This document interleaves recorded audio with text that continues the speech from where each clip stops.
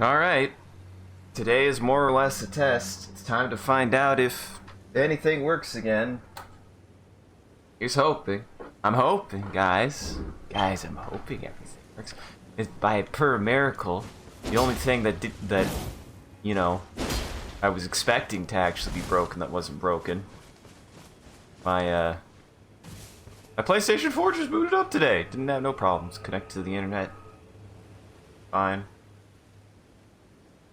Reason why I'm doing this today is because my schedule has been a nightmare, but hopefully that'll be leveling out here after this week. So welcome to the stream, everyone. I'm your host, Isaac, MCCanary. I think I'm in a good spot now. Let's go get my ass kicked. That's the moral, that's what we're gonna do. That's the mindset. Let's go get my ass kicked. I've got bosses I need to go do. I need to stop being scared. We're gonna be fighting a bunch today. We're gonna be losing a bunch today. Gotta just try and win, and that's all that matters. You just gotta learn it. Just gotta learn it. Just gotta hurt my hands. I do think that I still get a little salty about how the game does hurt my hands trying to time a roll or a dodge correctly, but... Oops. So, welcome to the stream, everyone. I'm your host, Isaac MCCanary. We're gonna do some Elden Ring today, because we couldn't do it yesterday. I'll probably do it for a little bit longer than I normally would, too. Probably get done about 4-ish. Go about 4-ish, 2-ish. Go for about 4 hours, not 4-ish. I should not be going that long. If I'm going that long, please make me stop. I didn't realize I would be having such a good time in Elden Ring. I mean, I'm not gonna complain, given my history with this game. So, we're at a part that I think I'm going to use my preordained knowledge and say I'm just gonna, well, here's what I'm gonna try. I'm gonna try it with this first, and the reason why is because I don't know how good of a block I need. I know I need a block, but I don't know how good of a block, because this fight can be a bit of a bastard pain. There he is. We're gonna fight the guy from Twilight Princess. Let's see if I can dodge this attack. Whoa, okay! Okay, that's good. Promising. Ow.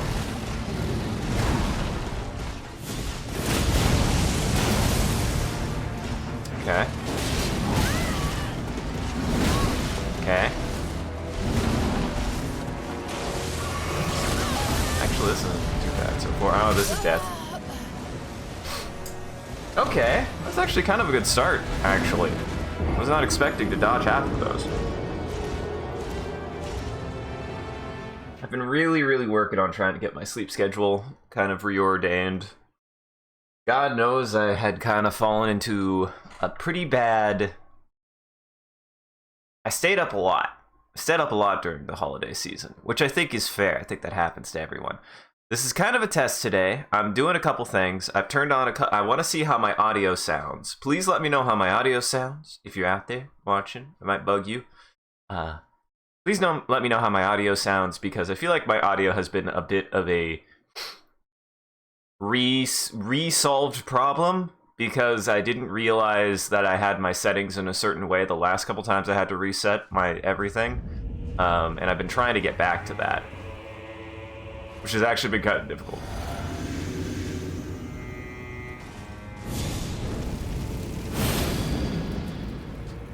So, at least I should be able to get this every time. Alright. Okay. So, I do need a shield to block that. Noted.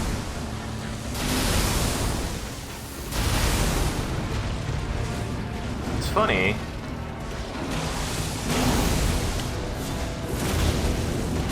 Oh, right! I've got a laser beam now. I don't even have to get close if I don't want to.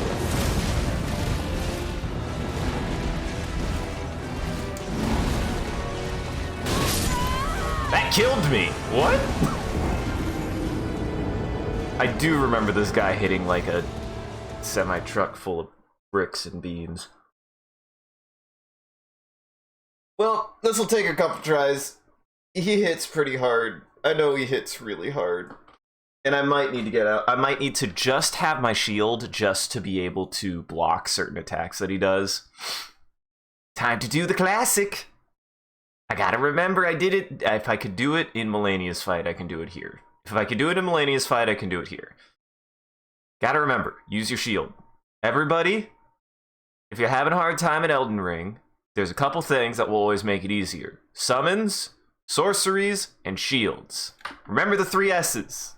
Summons, sorceries, and shields. Those are the 3 things that will always make Elden Ring easier. I hate that joke I just made. It's bad.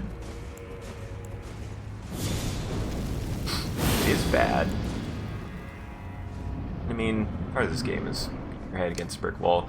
I mean, I did have a discussion with Sean that there is kind of a bit of fatigue, I think, going on with a lot of people who've played these games for forever. Interesting. I remember being able to block that. I remember being able to block that. Oh, I know what I need to do. God, I hate that I'm gonna have to do that. Ow. Oh well, I'm just gonna say fuck those runes. I don't even know where they are now, so.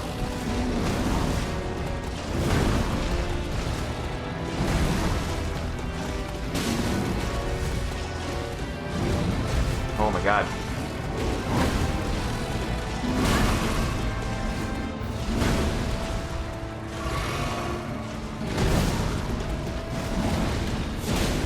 Oh, he's still comboing. Oh, he's still going. Oh, he's still going. Oh, he's still doing his attacks. Noted. When he starts flailing, you wait till he stops flailing. So, I remember now how I blocked this man. It's gonna be really stupid. Guys, we get to play Sekiro. And if I'm gonna do that, then I do not need my shield, actually. That's the funny thing, is if I use this, I don't need my shield. And you'll see. This is how I had to block some of his attacks before. And this is why I'm like, maybe I do start using the Sekiro block, because as much as I'm a weirdo who likes the Sekiro block. I think amongst my friends, I was like the only one who liked the Sekiro block. So, like, in Sekiro, in the titular game, Sekiro, I think I was the only one who liked it. And I should be using it. It's good. Like, it's better for my playstyle, too. Yeah, do that. He's already killing the fuck out of me. I should keep that on. So what I'm going to do is the deflecting hard tier. And the reason why is because if I remember correctly, the only way I was blocking his certain attacks was using the Sekiro block, which is not that hard to use, by the way. It's a little silly how easy it is to use in the DLC. It's a bit silly, so watch. I fucked it up. Wait, did I not drink? Oh. That would explain it. That's how you do it, folks. Forget. It would have worked if I would have drank, because it made the block sound, and I was like, what the fuck? That should have worked. Well, helps when you actually drink. To be fair, I hadn't. I thought I did. Didn't. Am I? Yeah. Look at that crisp. You're down to 160. Make sure you're not taking resources.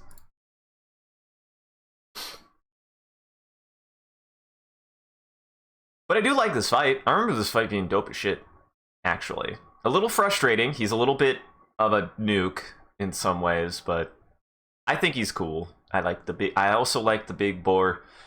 I mentioned Twilight Princess. Twilight Princess actually is one of my favorite Zeldas because it came when my hormones were forming. And because everyone gives shit to Twilight Princess, I'm not gonna say it's the best Zelda, but it still has a lot of good in it. It's got some great character designs for my money. There we go. See? Just like that. Just like that.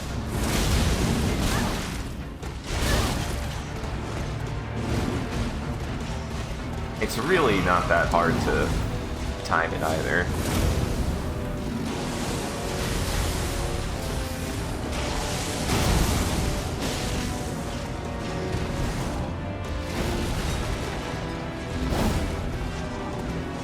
Okay, no, he was done. I don't know what he's doing. He usually only attacks once after that. Then I could usually dodge through that if he does it that quick. Ow. Uh-oh. Uh-oh. Long combo. Ooh. Okay, good. I'll take it. I don't know why he fucked that up. Oh, he can do... Okay, he can combo into that. So he can do that faster than I thought he could.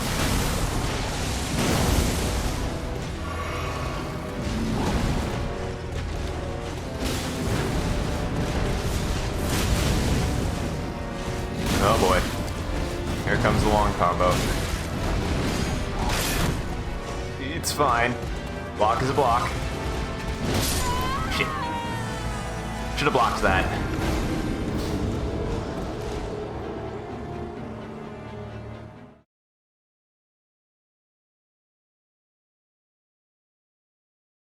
That went better, though. That absolutely went better. So yeah, the cracked shield is quite silly. It's quite silly. I do think I'm going to have to start using the damage negation tier, though. Just because everything hits so hard. Everything hits so hard in the DLC. Like, you can't have too much defense in the DLC, from what I can tell. Everything hits like a truck full of shit and beans and bricks. I don't know why there's a truck full of that, but it is filled with all of it. Okay, so we need to keep that. We're gonna put on defense. And Dragon Crush Shield. Yep, yep, yep. Yep, yep, yep. Yeah.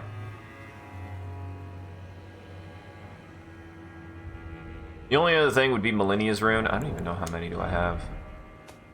28. It's not great. It's not great, but it's whatever. Also, Sean, you're right. I need to stop caring about my goddamn runes. Just get you killed. I forgot to drink. It is funny.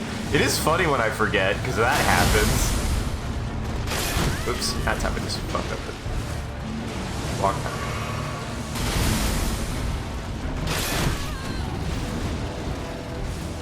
Oh, that time I didn't drink it. There we go.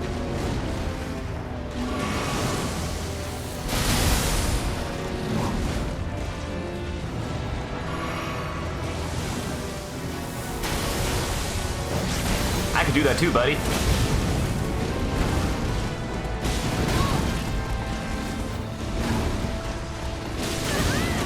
Ow.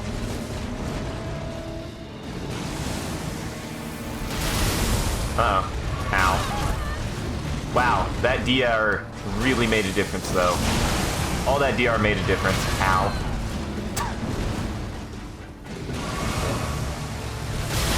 Stop it.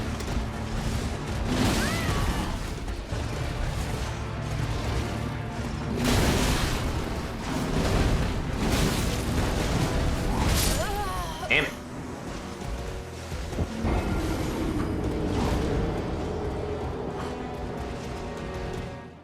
Couldn't get the blocks. Couldn't get the blocks. But I got it. I already feel better, like, in a couple ways. One, I know this guy is hard. Pretty much every boss for the rest of the game, except for maybe one, is going to be hard. That I can at least admit. They're all gonna be fucking, and they're all gonna take me some time. So I know every boss until the end of the game, or the end of the DLC, is just gonna be me for a while. That's every boss for the rest of the DLC. I know it, I accept it, it's gonna be that way. They're not gonna be easy, they're gonna kick my ass. That's how all of them go after this point. They're all really fucking hard. They are. Really fucking hard. part of me is, do I actually put on fire? Because, like, do I light myself on fire? Do I immolate? Because a lot of the times I'm not even getting to do much.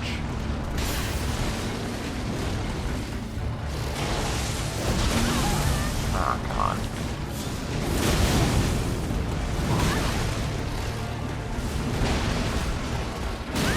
Oh, come on.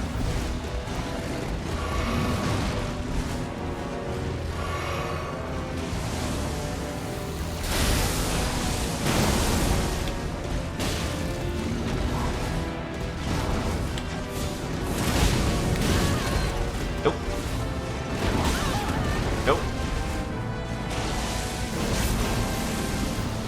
Oh, come on.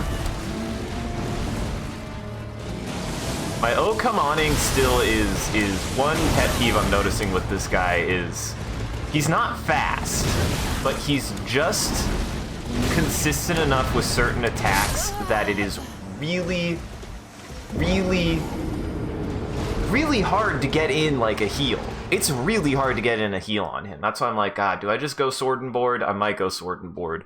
Just because I need to be able to attack fast enough. I otherwise can't. I'm just slow enough with the greatsword that I can't get in an attack. The concept of sword and board, by the way, is such a... I don't know where I heard that, actually. I don't know when the first time I heard of sword and board was. It feels like a thing that I picked up from my friends, because I don't think I ever called it sword and board until I heard it from them. I would never call it sword and board. Sounds like a restaurant. Sounds like a type of food. Get yourself some sword and board. Just some bread, beans, and whole knife.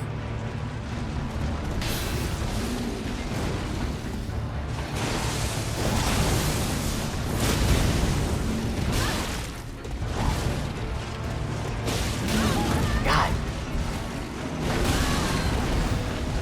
He just is like, just fast enough that certain attacks are, well, like that. Like, I have to dodge that, and then he can combo it, follow it up fast enough that by the time I'm in a safe enough spot to heal, he can pull up another attack. That's why I also, like, I think I do genuinely need to at least block parts of his attack. They're fast enough. And this is something that the DLC does that I think is not made clear. They do want you to block more in the DLC. I don't think you should be dodging through everything. I really don't, given the way that some of the attacks work. They want you to block them, because there's no way to dodge through all of them, at least not with a mid-dodge. If you're using a mid-dodge, like me, as I had discussion both on stream and with Sean, the mid-dodge in this game is actually not different. It is the mid-dodge from Dark Souls 1. It's the same concept. Everything's just faster. And for the difference between this and Dark Souls, yeah, there are times in that game where your the mid roll is not fast enough to dodge through every attack, and it's only meant to reposition, maybe get through one big attack, but otherwise you need to be doing a mix of blocking and dodging. I forgot to turn my physic.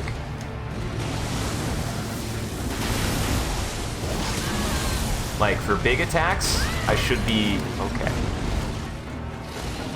I should be doing one big dodge, but for a flurry of small attacks, I should be doing a mix. Hey, I got it off in time. Nice.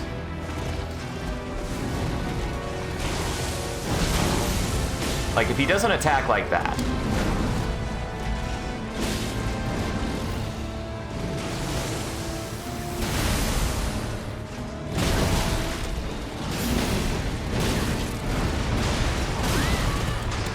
like that attack, I need to block parts of it. I just don't have enough dodge to be able to dodge through all of it. Or at least I don't think I do. If I do, it's very, very difficult. It's very difficult to.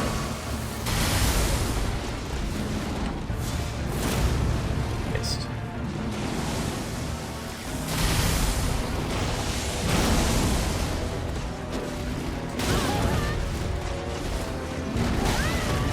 guy's timings are so weird. Everything he does, he just barely gives you not enough time to do anything else if you're off kilter. Super mean.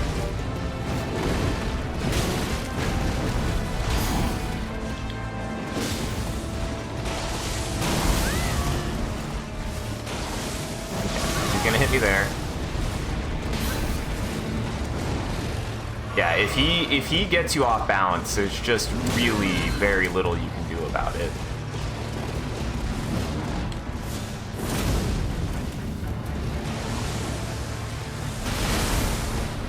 But I will say this is going better. This is going better overall. Also, if you're close enough to him, that attack just misses, which is nice. But like I said, going sword and board might be the solution since he's so aggressive. And he's still not the worst of this in the DLC as far as I know. I have noticed positioning also helps a lot too. Like, if your positioning is correct, then you can avoid just some of his attacks outright. Ow. Hey, this is going okay. Almost got that. Yeah, that went well. I'm getting it. I'm getting it. I do like this fight. I actually do think I like this fight. And putting on all the DR definitely helps, because I remembered him hitting like just so fucking hard. I'm double stacking defense, both on the talisman and the physic, which is probably making a huge difference, so yeah. And then also the Sekiro block is making a huge difference too. It's a little stupid. Like, this is proving to me that I need to use this and not the dodge physic, because I definitely would be taking damage on that charge more than I already am if I didn't have the block. Like, the block is making the difference.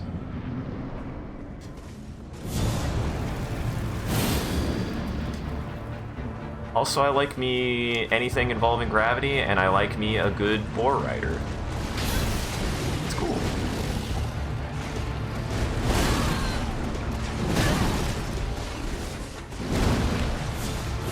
Neat game.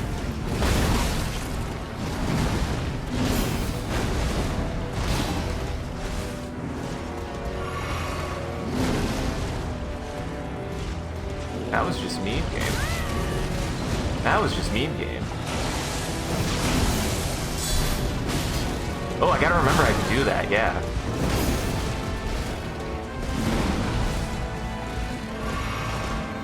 Oh boy.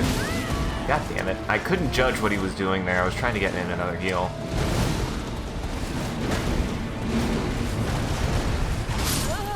What? Ah, I hit the LB.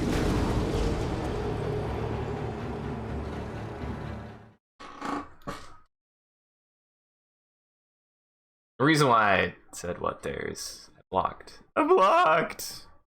This is still a weird thing that it's not about what anyone else is saying. It is still something. I think it's the reason why the game gets in my head so often is how often something like that will happen, where I'll hit a button and then it just didn't do the input. It's the one thing. It really gets on my nerves for how fast this game is. To me, it's bad game design. It is. It's not good game design. It certainly isn't good game feel. And that, I think, is what it is. Like I want to maintain that of my harshest genuine criticism to Elden Ring. My personal feelings aside, my salt, whatever, my tilt, I do just genuinely think sometimes the game does not feel responsive enough for the kind of gameplay it wants you to do. It does. Sometimes it just eats your inputs. Sometimes your dodge does not go off when you hit the button. Sometimes, like, I have now an entire block mechanic that I'm trying to utilize, and I'll hit the block and it just didn't go off. Oh, come on. At least that doesn't hit hits hard. Okay, now blocked.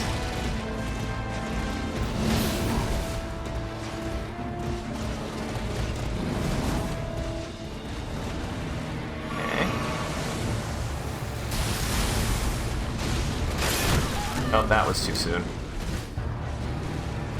Okay, this is good. Oh, it didn't. Close. Close.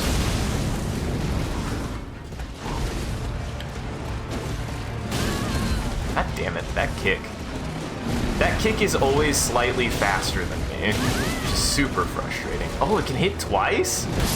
That would explain why it killed me that one time. That explains everything. But yeah, like, there is a certain psychological disconnect that I am struggling with this game of, I hit the button, nothing happens. And if it's timing, it's still timing, sure, but I don't know. I don't think my reflexes are that bad. And it is something that's weird that I can't quite pin on how to cope with it. I don't think my reflexes are bad. It's just weird. It's just weird. Because if it was just me tanking hits, that would be one thing. But it isn't. Because whenever you see me get hit, I did a dodge. I did a block. I did something. You know? Like, I wasn't just tanking the hit. I wasn't just facing, like, getting hit in the face. Like, I was trying to do something. And there's a lot of that in Elden Ring for me. And I think that gets on my nerves, because, I don't know. I think it's easy to be like, don't get hit. But I think when a lot of people say that, they assume you're not dodging, you're not blocking, you're not doing anything. And in some cases, sure. But I would like to believe that I've played these games enough that if I get hit, it wasn't because I just stood there. It wasn't. And I think that's what it was. I think that's why I was, like, last time getting really frustrated, and why this time I'm trying to, like, not get that, is I have to just face that Elden Ring hits me because, like, I have to remember that I know I tried to dodge, I know that I tried to block, and the game just didn't let me. I don't know why it didn't. It still frustrates me to no end, but it is something that I think bugs me, because there's that implication that people assume that if you're getting hit, you're just not playing defensively at all. And I've seen it. I like totally understand that. Like, sometimes people will play a game like Dark Souls or something, and they won't play defensively at all. They won't dodge. They won't block. I do dodge and I do block. The game just doesn't. The game just demands a much higher bar that is really just genuinely difficult, and I wish there was more of a feeling that people shared that, you know, that yes, the game is just genuinely that much harder and that much more difficult to actually interface with from both fronts. And that's why I think that for me, Elden Ring will always not be my favorite, because it just doesn't feel it doesn't feel good to play when you play it the way that I play it. Doesn't feel good to me. If I'm complaining about the dodge half the time, if I'm complaining about the block half the time, sure, it's a me problem. But I'm the one playing, so if it's a problem to me, then it matters. And I think a lot of people I actually do think a lot of people feel it, like both the fatigue and just the frustration of what this game is asking and demanding of them, because we all grew up with the Dark Souls is hard, but many of us, I think, were like, a lot of people played Dark Souls and like had a hard time with it because it can hit hard, but it wasn't necessarily hard after a while. It's a learnable game, and Elden Ring is too, but goddamn sometimes.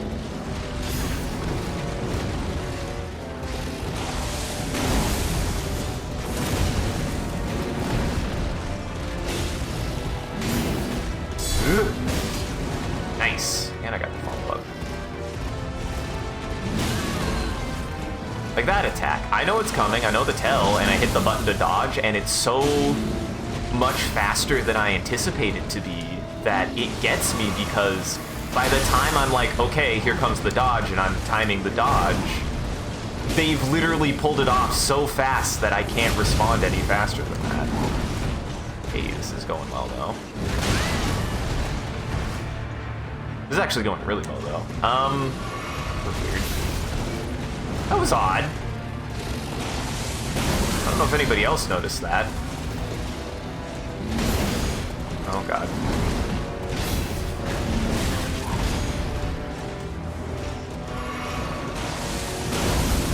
If I'd learned how to dodge that properly, I could get a lot more free hits, but I gotta be careful about being directly behind him, essentially, because his goddamn horse kick comes out so much faster.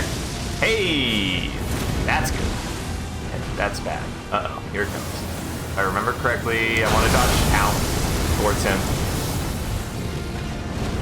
for that attack. It is a really cool attack.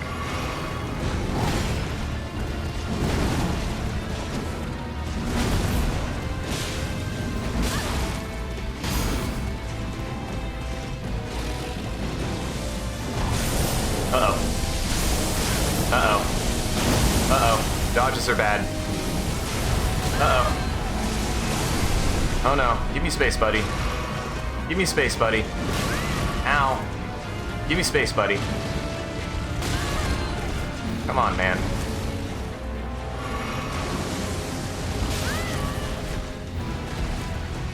But also have to remember, there is a certain amount of, like, no matter what your skill level is in this game or any game like it, if you're getting quote-unquote hit, nobody gets hit on purpose. Nobody gets hit on purpose. Skill issue aside. Like, I want to actually reach out to people who do have who have even more difficulty dodging than I do, like, and blocking than I do. Like, nobody gets hit on purpose. I understand that. Like, I don't. Nobody plays a game to get beat up. At least I don't. Even though people who play Dark Souls, both inside and people who see people play Dark Souls, would say, no, the reason why you play Dark Souls is to get your butt kicked. And it's like, no, I don't. No, I don't. Not intrinsically. It's an element of the game, getting your butt kicked. I think that was something that I, like, grew up thinking, because there's a little bit of a stigma about Souls games even early on, where it was like, oh, you play that game to just get your butt kicked, like, it's a masochist thing. And I'm like, not really. It's just a sense of catharsis from overcoming something that's really hard. Usually. I've struggled with that a little bit more because the fighting has gotten so much more difficult as time has gone on.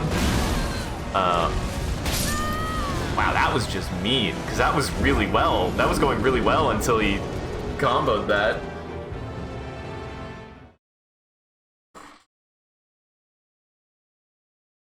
But, yeah, no, I think there's something to be said of, like, that you don't need to play a Souls game to enjoy getting hurt. Like, you don't have to enjoy getting hurt to enjoy a Souls game. You don't have to be like, oh, it's all about the suffering. Yeah.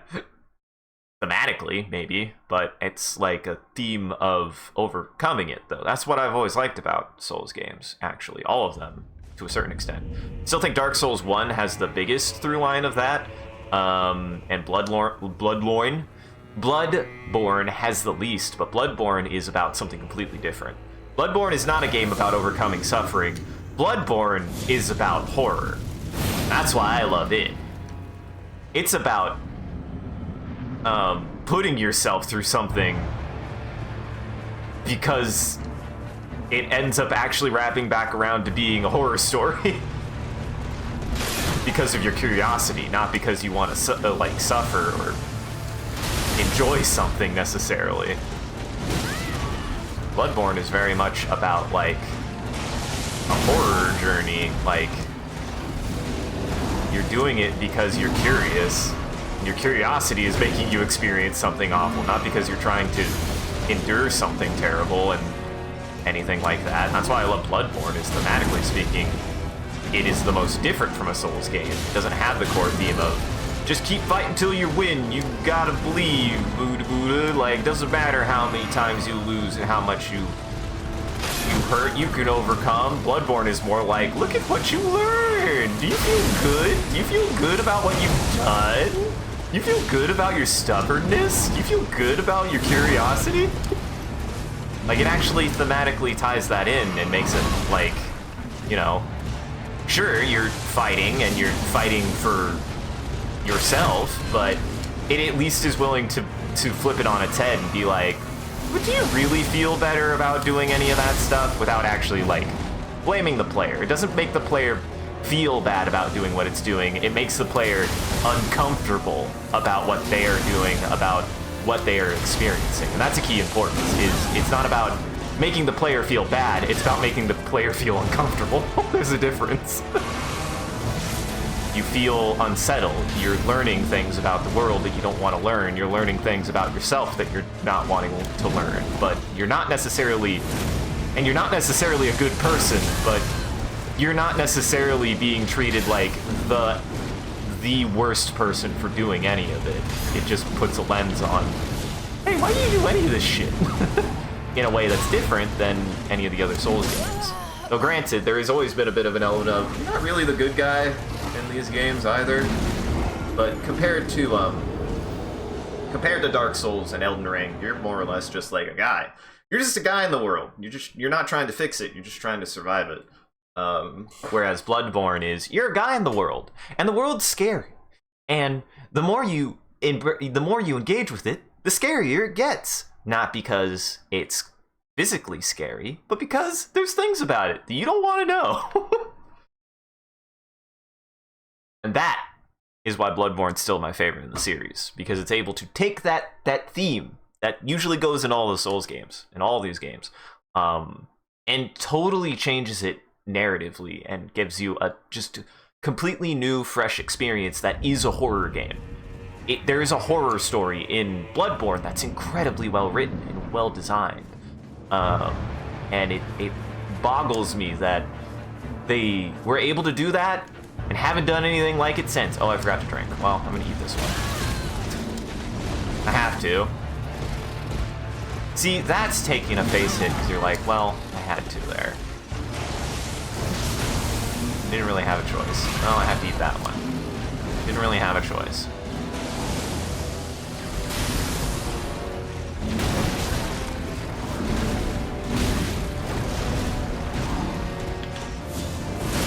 Well, probably should have drank there. Nice.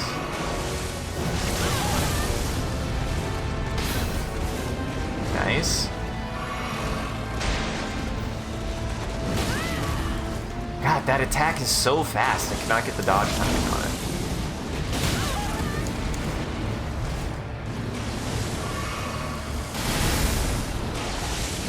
I think part of the problem is I do not play enough like a robot, actually. I am much more reactionary than I think I can be for this game, and the reason why it also does not work for me. And that's not to say that reactionary can't work, that not everyone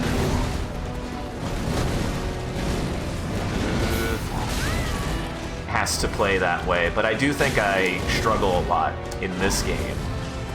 With that one attack as kind of an example, is I see it happening every time, and I know, okay, I have to dodge it in one dodge. And my dodge happens at late every time because it's just so much faster than my reaction time can go. It is really hard to dodge. Oh, he's gonna kick. Yep.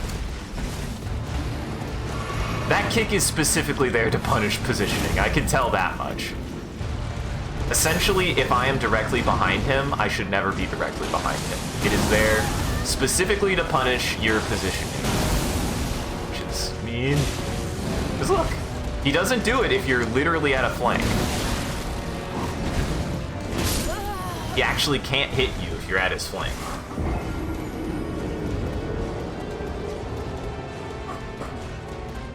So, one, never stand directly behind him, essentially. Never attack directly behind him. Always assume that if you're directly behind him, he's going to do a kick. It's a counterattack, which is just mean, but it's genuinely, that's on me. That one's on me! Like, if I'm in a position directly behind him, I know now that he's going to do a kick. And his kick is always faster than anything I can do. Unless I'm at his flank, he can't hit me. Until the day that he hits me, and then I'm going to get really mad. But, at least until now, I've found a semi-reliable way to avoid getting hit. That's another thing. Hitboxes are sometimes really weird. They've always been. I'm not going to say that this has been an Elden Ring problem for that. All the games always have that, where, like, until you learn exactly the safest way to deal with something, a hitbox will be fucking funky. So sometimes you will be like, okay, that will work, and then there will be one time where you'll find the magic pixel and be like, and he still hit me. It happens.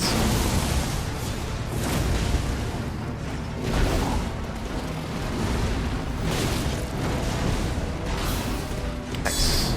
Nice. Uh-oh. Uh-oh. See? Paying attention. Paying attention. Uh-oh. Hey, that's good. Get fucked, kiddo.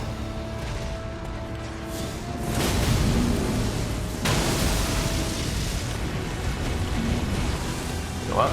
Going up.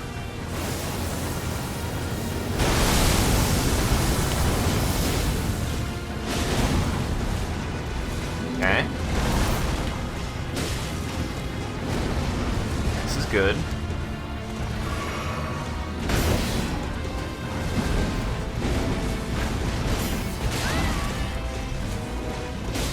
Might as well get the hit in. Nice. Nice. Whether I win or lose, this is a good run. All that matters is this is a really good run. This is a really, really good run. And if this run goes well, that means I can do better. Ow. I'm just gonna eat it. Oh, come on. That's another thing I feel bugged about. It goes 50-50. I personally feel bugged about this, but... So, there's an argument, right? Like, I shouldn't have healed there, sure. I was specifically doing the action understanding a consequence. And I think that's what bugs me sometimes, is taking a very deliberate action, realizing a consequence, and then still getting punished for it. And I mean, fair, I guess. I shouldn't have healed there. I should have dodged. But I felt like that would have been the safer decision, you know? I think it would have been safer to not risk... It was the smarter decision to me. And sometimes Elden Ring punishes you for trying to make a smart decision. Punishes me. Feels like it punishes me for trying to make a smart decision. And that's irritating. It irritates me. Because like decisions like that were not made to waste a heal. They were meant to get the most out of a heal to try to reset. That was an effort of me trying to reset. And the game being like, well, sorry, I attack faster than you can literally heal. Even though I was just doing that to survive an attack. Which sucks. It's like, come on, man. That was calculated. That wasn't me... That was me making a deliberate action. I don't know. It bugs me. It bugs me a lot when that... Oh, shit. Okay. Yep, finally happened. I knew that was gonna happen eventually.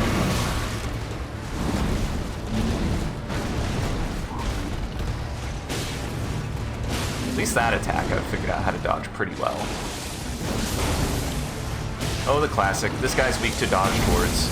This guy's weak to dodge at them. Except for when I do that and I get counter damage to death.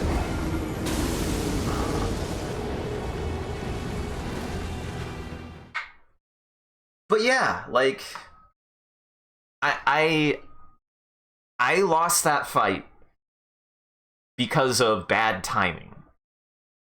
Even though I did the right thing. And this is, I think, what it is so many parts of this game, which is why Dark Souls 3 started getting on my nerves too, is there's this feeling of the game got faster and they sped up certain things, but certain other things are not fast enough to keep up with the game. Because I lost a fight. Okay. Did I lose connection to the internet? Probably. I mean, that's not the biggest deal. As long as I still have internet to stream, we're fine. I do think that, to a certain extent, a game coming down to that close of like a hair-splitting second, I think bugs me when it results in failure. Coming down to it, that's fine, I guess. Actually, I'm gonna test something. It doesn't matter to me whether or not I have internet. That doesn't matter to me. What matters to me is the Elden Ring servers down. Well, it doesn't even matter to me that much. I'm just curious. This is curiosity killing the cat. I think I don't have internet because my thing is weird. Well,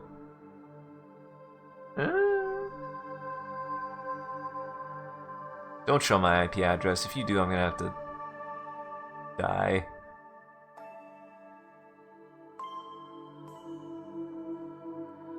Because I know there's a thing I've run into where the PlayStation and my router don't seem to like to play nice. Something about the PlayStation Wi-Fi is not great. I should invest. I might invest in a second cord. I really don't want to, actually, because of this PlayStation 4, the only game I'm gonna be playing online is Elden Ring, at best. Yeah, something weird's going on with my thing. I'm not gonna worry about right now. It's not a game breaker. I could keep, as long as I can keep playing, it's fine.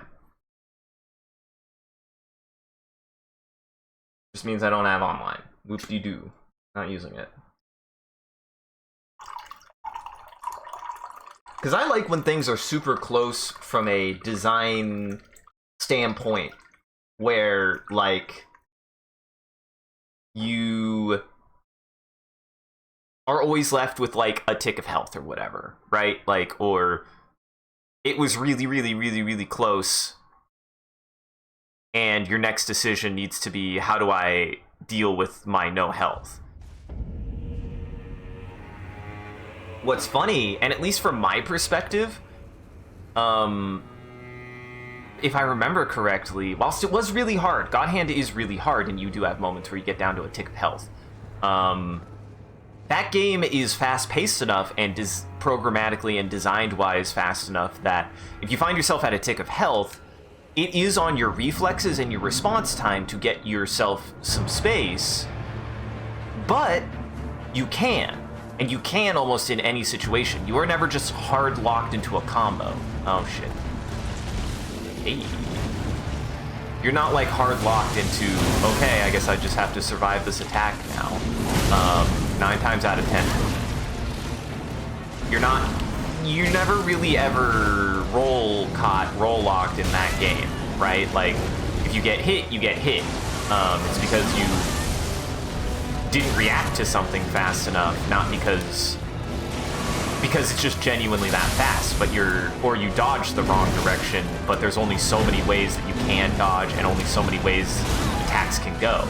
Because you can dodge in arguably every single conceivable direction in this game, that means that there are very much narrower angles of approach, right? There's much narrower windows of dodge that you have to account for yourself and for the boss. Missed again.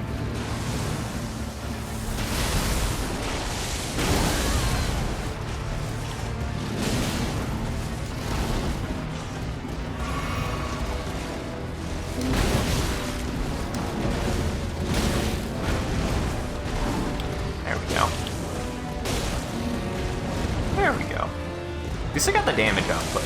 I definitely think I've got plenty of damage. I don't think it's a lack of damage.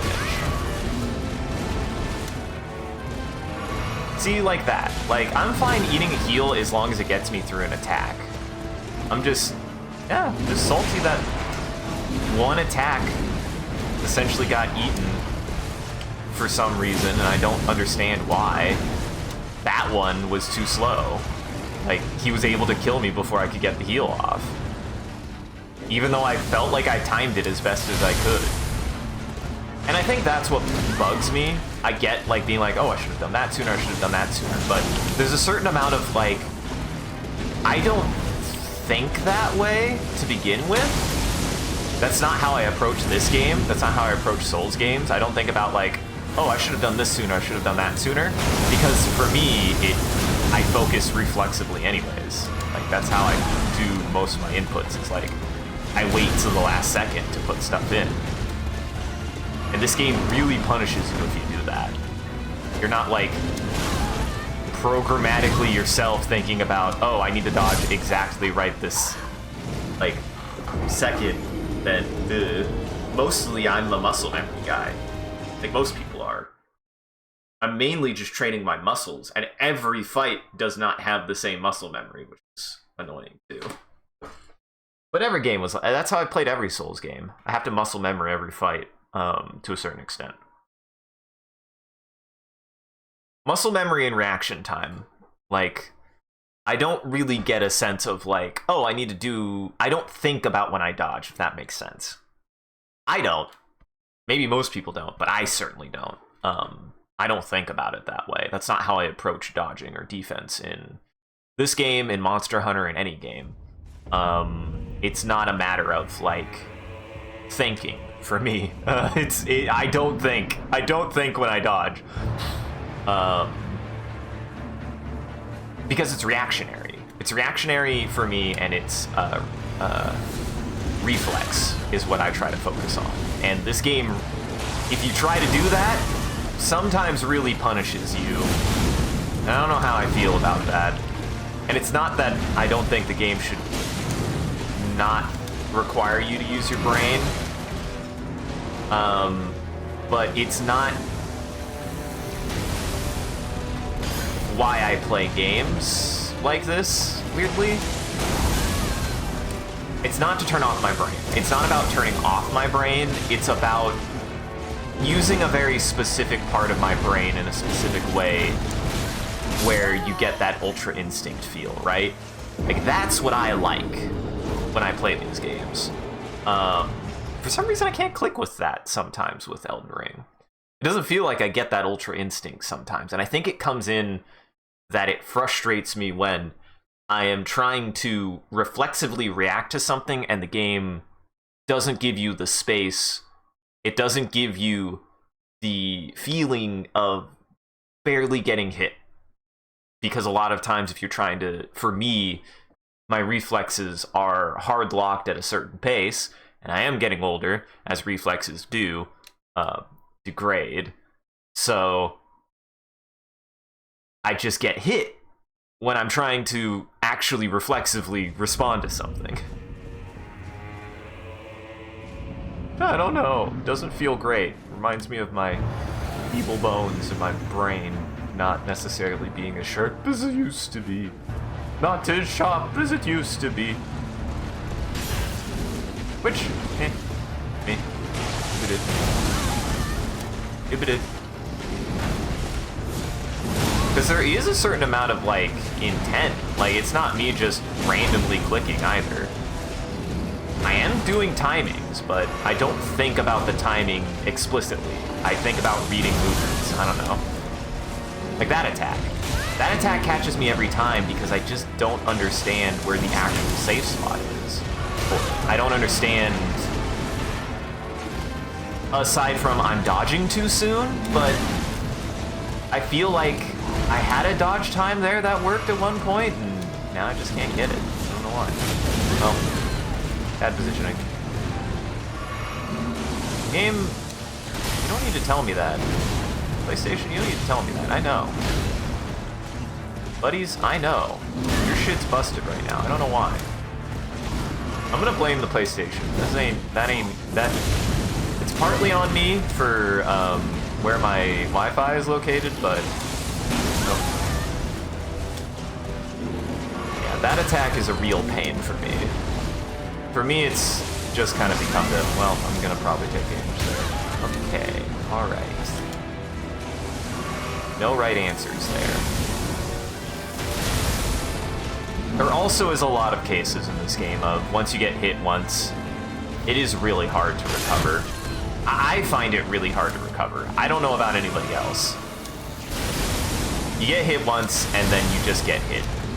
And I know the argument of that was one mistake that led into a bunch of others, but it's like, well, that doesn't seem fair because sometimes getting hit once gets you off balance. It gets you off balance in a very specific way that makes it really, really hard to not get hit by something else because so many of the attacks hinge on you getting that first dodge, and if you can't get that first dodge, then you're not going to get any of the dodges. You're going to get punished for all of your dodges because every dodge will be off pace now, and you can't reset easily. There's no way to easily reset. And I still think that's a genuine concern with the game design. How are you supposed to learn to recover from a combo if so often a combo will just leave you like at a disadvantage, right? Like it's okay to get hit once in an attack if you're trying to dodge and you mistime one of the dodges. But the specific way that the dodge, at least the mid-roll, is designed in Elden Ring and a lot of Souls games is if you miss one of the dodges, you're not going to be able to recover fast enough to get a second dodge, get a second block, get anything. Not in my experience, anyways. And I still think that is more of an issue with the game. I do. Like, it's the reason why I actually dislike a lot of fighting games at mid to higher levels of play. So many fighting games come down to who can get the first hit. I don't like that. I don't think a fight should be determined by who can get the first hit every single time. That's not a good fight to me. That's not even an interesting fight. Like, to me, like I don't like fights that hinge on whoever gets the first hit from a skill level, like standpoint of if you are not good enough at the game, if you're not good enough at the game to know how to recover from getting that first hit, like getting hit by that first hit, then all you're gonna do is be frustrated. Where like if you're like doing super well, like some of these fights have gone, where you're doing like super well, and then you fuck up one thing, you make one mistake, and then can't get your tempo back, you can't get the recovery you need to be able to get back into the fight, and then you just lose. That doesn't feel good to me. Because that doesn't feel like a culmination of many failures. That feels the culmination of one failure that led to you not being able to just get back on your feet and get pummeled into the ground. Like, that's not fun. I don't enjoy that. I just don't enjoy that in any game. And that's why I kind of miss the Dark Souls like Dark Souls 1 design of there weren't really combos. Like, really the game really felt like, and this is where I'm like, I'm okay with this boss actually in some ways. I just gotta learn the timings. Until I'm, again, recoveries get a little bit weird. That's the only thing that I'm like, But this guy at least feels more like he is a lot of single hits. He's a lot of single hits. He's not that fast. He's not that combo-y. And even his combo, I think I figured out. His combo isn't even the thing that bothers me the most. It's mostly a lot of these delayed attacks that keep getting me, where I'm like, okay, I gotta dodge, and actually the hitbox comes after his literal attack. The fuck? How do you have an attack that happens after your attack? That's just mean, man. That's what I'm wondering. Does that attack even have a hitbox before he does his AoE? I don't know if it does. I guess I haven't really tested it.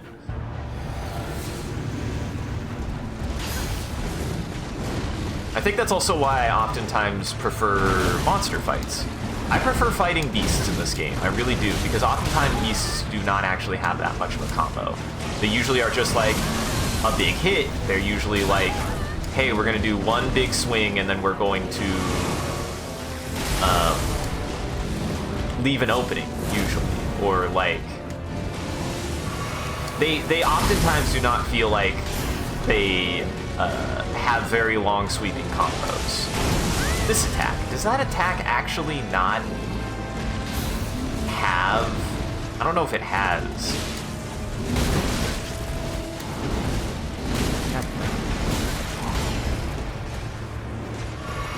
I don't know if it actually has that. Like, does his sweep up even do damage? Does his sweep up even do damage? I don't know if it does. I don't know if that, like, swing, where he swings up in the air and then it does a big AoE, I don't even know if that has a hitbox. Because it totally baits you. It totally baits you into dodging too soon, every single time. That's why I keep getting hit by it. But I also am like, I don't think I like that. I think I like feints when they're actually not common. I like feints when they're like one move that happens every now and then and doesn't happen often. Because a feint, getting hit by a feint is like, okay, fine. But man, I think a lot of people have issues with the feints in these games at this point. There's so many of them, and they're so long. They just make you wait. They just make you wait. That's really what they do, is they just make you wait.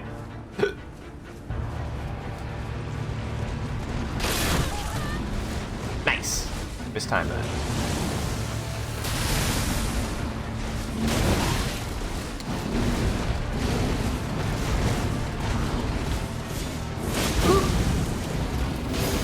Hey, that time I just blocked it.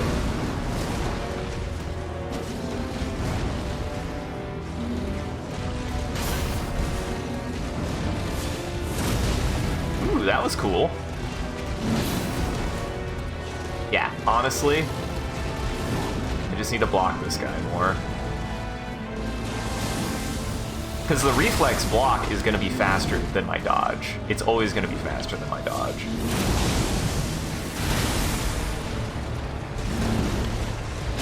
Oh, he repositioned himself. Now that's mean. I didn't know he could do that.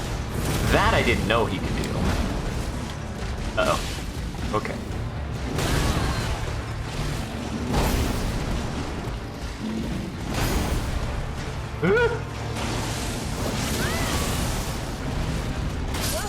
Oh, that time it just didn't let me.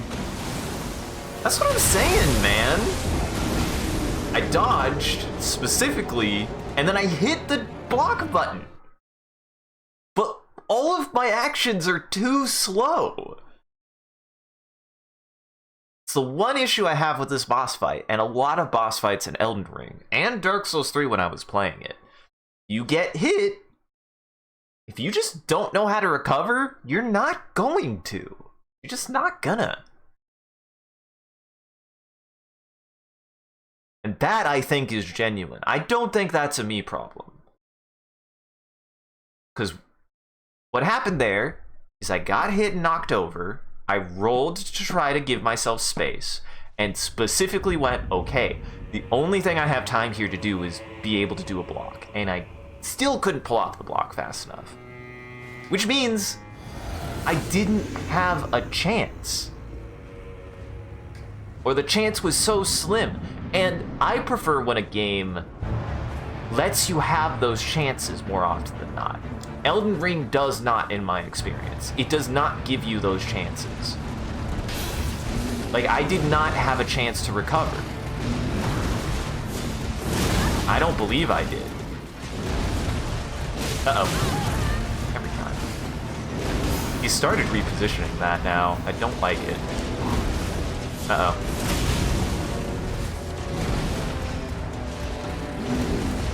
Okay, he'll sometimes do it after that attack. Okay, that's good to know. And he will specifically reposition to try to hit you with it, which is just mean. There. Nice. Like, see?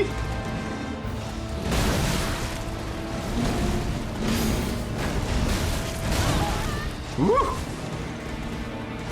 I'm probably gonna have to eat that. Ooh! Didn't go.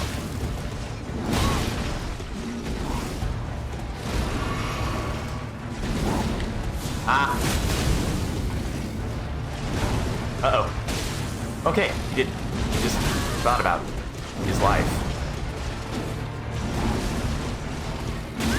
Ah.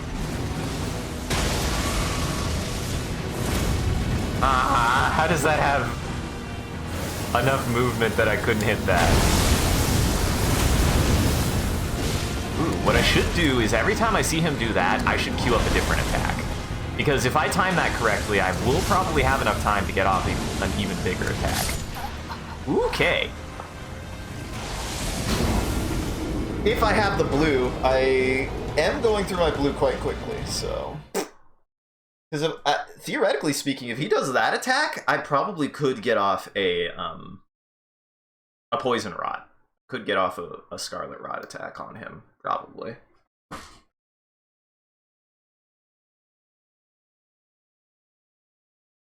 But yeah, I actually think this game has gone too far in the opposite direction.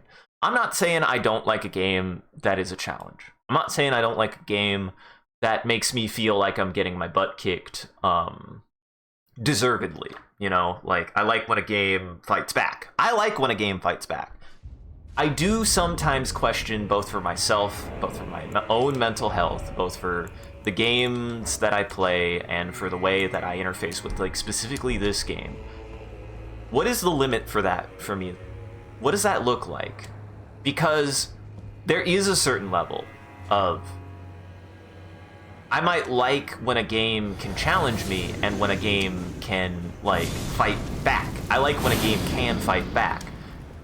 I don't know how much I like when a game just says, I'm just gonna kill you.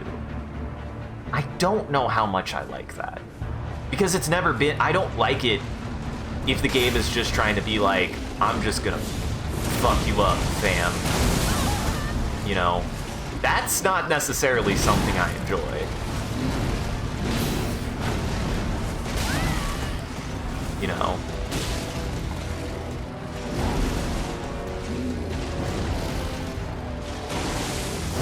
It's not really why I play games. I'm not that masochistic, I promise. Uh-oh. Like...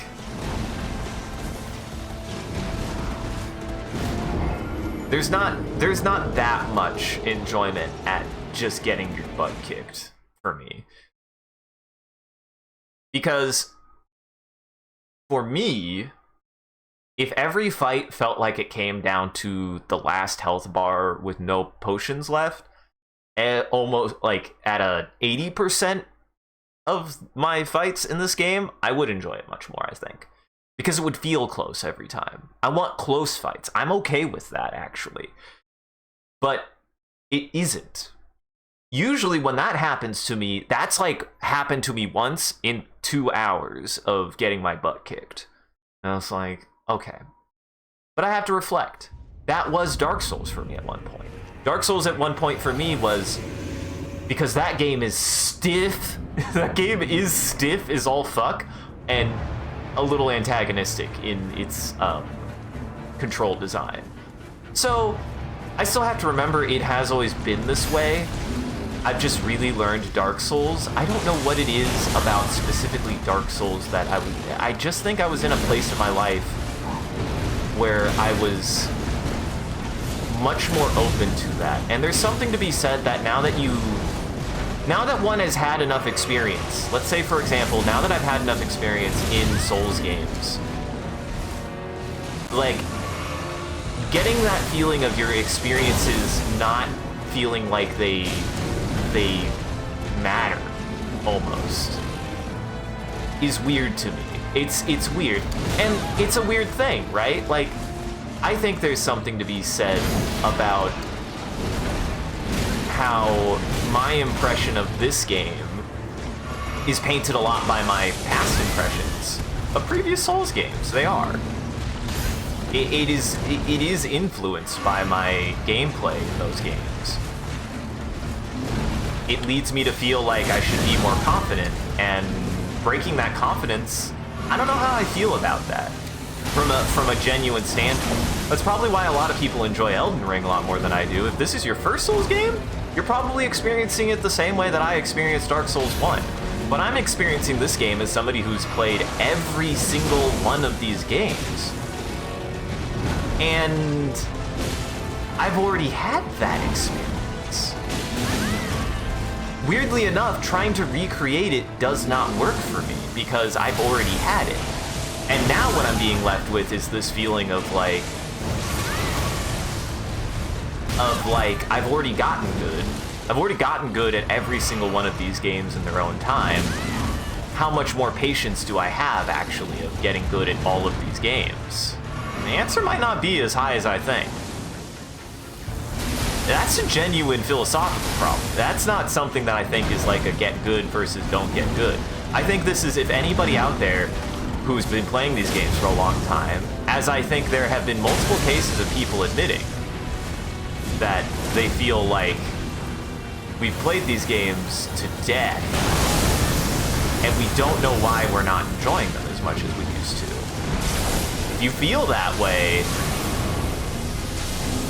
like, I think there's fatigue, and I think there is a sense of like, what have you experienced in these games that worked for you the first time that's no longer working? And I don't think it's intentional. I don't think it's intentional. I think it's a consequence of the way that the games are trying to design themselves. If you're coming into this game fresh, and coming in with the experience that, yeah, you have to beat your head against a brick wall, you know, and you've never had that experience before, I think it's a lot easier to put up with that. I think it's a lot easier to embrace that. I think it's a lot easier to be like, yeah, I'll just beat my head against a brick wall. It's fine. Because you've never had that before. And determination is something that's always been baked into all of these games. A certain level of determination is what these games is about. And when it works, it works. And if you have no other experiences, if you haven't played Dark Souls 1, if you haven't played Dark Souls 3, if you haven't played Dark Souls 2, if you haven't played Bloodborne, if you haven't played Sekiro, if you haven't played any Soulsborne made by anyone other than From, if it's your first experience is going to be, oh, I just have to keep trying until I succeed. And if that's all, if it's your first time and you have the time to do it, stubbornness is all you need, and this game is great. Absolutely. I think if Elden Ring is your first Souls game, which I will admit, I think I falsely had a bit of a chip on my shoulder, because people would then, I think a lot of people would then like write off past Souls games. And I do think that is not okay. I think you should still go back. If you enjoy Elden Ring, go back and play any of the other Souls games. Even Dark Souls 1, make your own opinion. I can't guarantee you're gonna like it. I can't guarantee you're gonna be like, what did people even see in this game? But I still think that every Souls game, even Demon Souls, you should, if you enjoyed Elden Ring as your first game, play them all and make your own opinion, because they're all great. They all are great. I'll even give concession to freaking Dark Souls 2. Like, it's still a good game. It's probably my favorite multiplayer experience from a co-op perspective. I will give it concession to that. It is a great co-op game. Terrible solo game. God, I would never play that game by myself. All of the parts that you have to play by yourself in Dark Souls 2 fucking suck, and I hate all of them. But I do think that if Elden Ring is your first game, it works best as a first game experience because you have no context. I think so, truly, or at least for me. I would have enjoyed this game so much more if it was my first game. I think I genuinely would. If I would have played this at the same period in my life that I would have played Dark Souls 1, I would have liked Elden Ring a lot more. I would have. I absolutely would have. And I don't think it would have kept me from playing any other game because that is not how my brain works, right? Like, I've made it clear that if I've played something later in a series, I want to know where it came from. I want to know where it came from. I want to know its lineage. So, just because if it would have been my first game, doesn't mean I wouldn't have played the previous games. Absolutely. There's never been a game that I have played that did make me go, oh, I don't need to play the earlier ones. Well, that's not 100% true. I kind of feel that way about the Phantasy Star. Oh no! Shit. I've contradicted myself almost immediately. But here's, I think, what I would have to do. I would have to have the magic box. I'd have to have the magic box of friends I would have played Elden Ring. My friends would have been like, oh shit, you only played Elden Ring? You should play the other Souls games. And I probably would have enjoyed it. Because I can guarantee you for a fact, I don't know. Then again, we might do PS3. We might do Phantasy Star 3 because John grew up with it, and I don't want him to be like, oh man, the internet said it's not really good. Like, good or bad. I think being able to re-examine something from a lens of maturity, even if it turns out being like, yeah, this wasn't very good, is still a good and important thing, especially when you're studying games and studying game design and studying any kind of media literacy. Like, something being your first experience, just because you can retrospectively go, oh yeah, the other one was better, doesn't mean that it was less valid at the period of your life that you experienced it, because you had to. You had to. So there's a chance that Dark Souls probably wouldn't have been my favorite Souls game, but I don't think there is a chance that I would have ever... Now, what is happening? I'm really fucking up that timing somehow. I don't even know how. I think I'm just literally a millisecond too soon.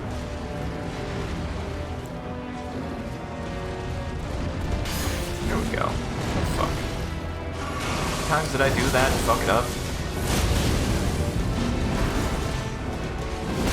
That time, just gave me input. What's funny is I need to anticipate that he's going to do that attack if I dodge that way, because it leaves me an opening anyways. Like, if he's going to do a kick, which he didn't. Uh-oh. Uh-oh. Oh, I did hit him. Okay, that has a lot of good range. Fuck that attack, though. It's so fast.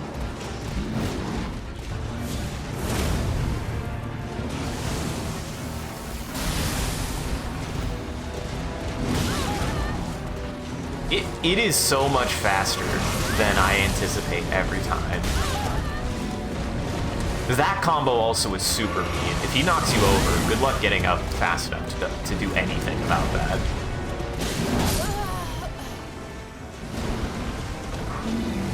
Good luck doing anything to do anything about that, is what I've learned. And that doesn't feel good to learn! That also doesn't feel good to learn. You want to learn things that make you feel like, oh, I figured it out. Oh, I figured it out. But the only thing I've figured out with that situation is you're fucked. That's not fun. I don't find that fun.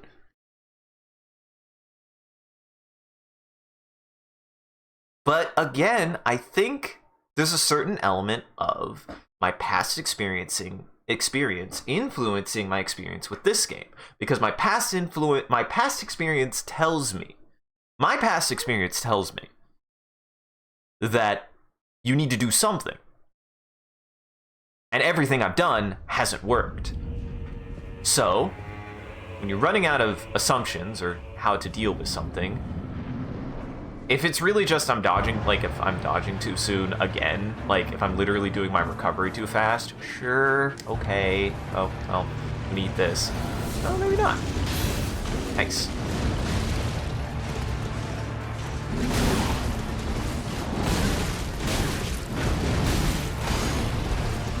God damn, I neither dodged nor blocked any part of that just because the timings couldn't get out.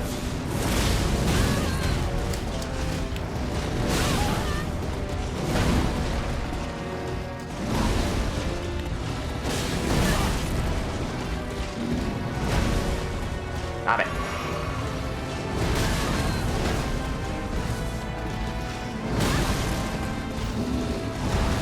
Stop it.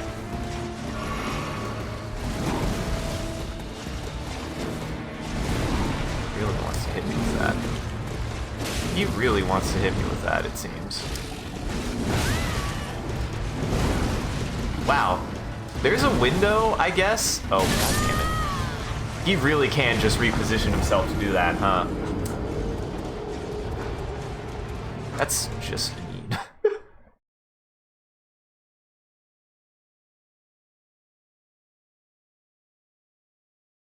There is an impression sometimes. There's also something I've noticed. It's like my blocking, for example. I dodge, I mistime a dodge. Okay, I need to block now. But because I mistimed the dodge animation is lasting just long enough that I can't pull up the block before the next hit, and then I get hit anyways. And then I try to dodge, and then the dodge animation is mistimed, so I get hit. It's just a lot of those, like, getting chain comboed is just boils down to you mistimed one thing and you can't get the timing back. I can't. I never can. That's something that bugs me too. You can't interrupt. There are no interrupts in this game from my experience, at least very few, where the interrupts are not something that gels well with my brain. Now how did...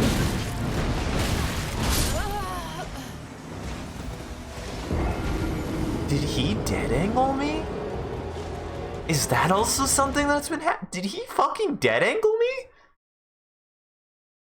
I don't know! The vision... God damn it, the game is not communicating!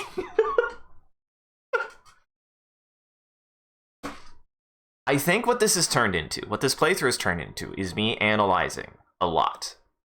And I think that that is still better. I'm not trying to be, like, actually genuinely salty. I genuinely am. I'm trying to process what is happening. Like, what am I doing wrong? What is my opinions on the game? How do I feel the way the game is handling certain things? What am I doing right? Like, for example, there, I blocked. And I thought I at least got one of the blocks. And my brain goes, if you get at least one of the blocks, the follow-up block should work. Because I didn't try to dodge there. And then he did full damage. Now, the only thing that now my brain, due to past learned experience from other games, has to assume is, did he fucking dead angle me? Now, I don't know if he dead angled me. I don't know if he did. I can't say, well, I'm gonna eat this. I can't say that he dead angled me. But it felt like he dead angled me.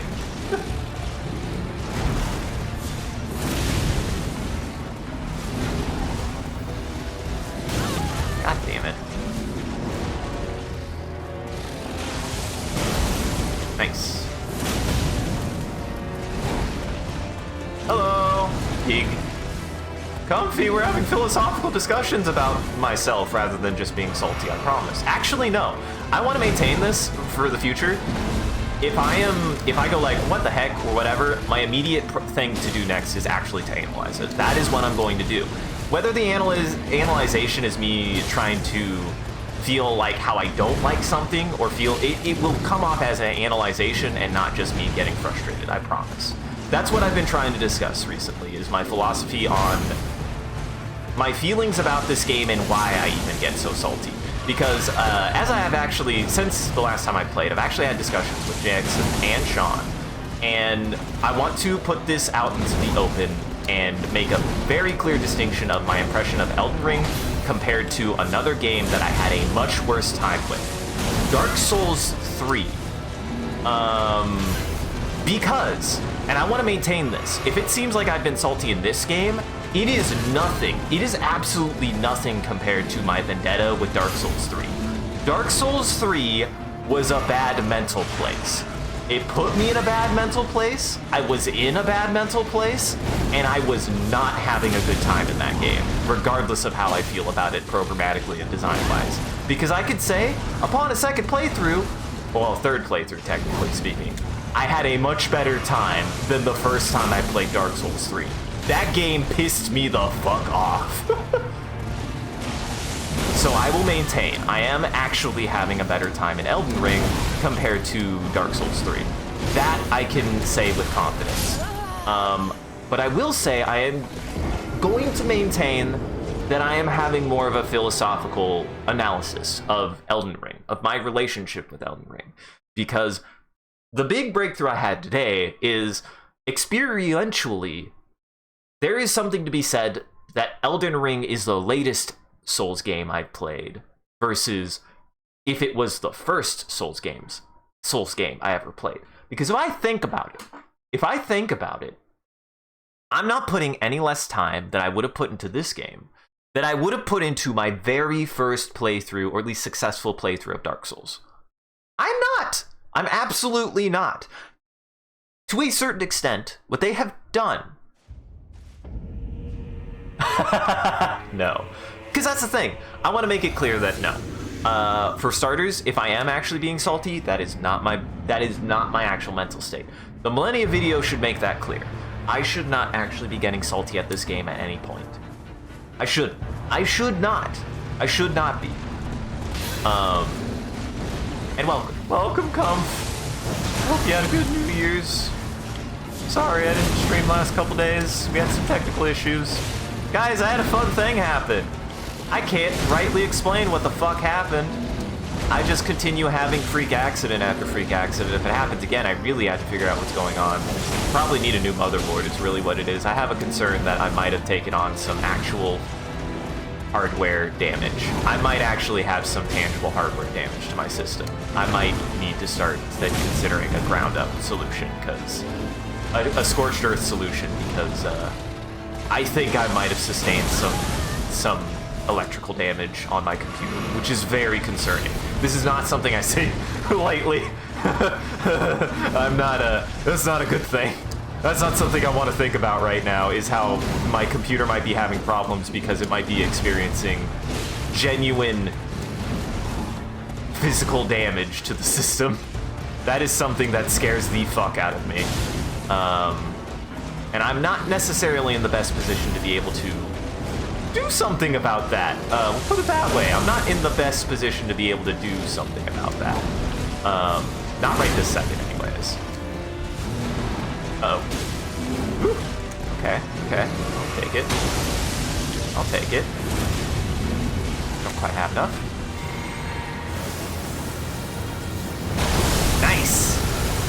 Nice! Can I pull it off? Not fast enough.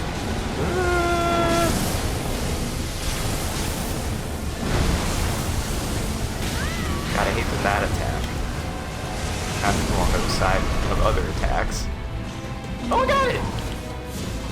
Okay, no matter what, I can pull that off, and if I can pull it off, I should. I should just go for it.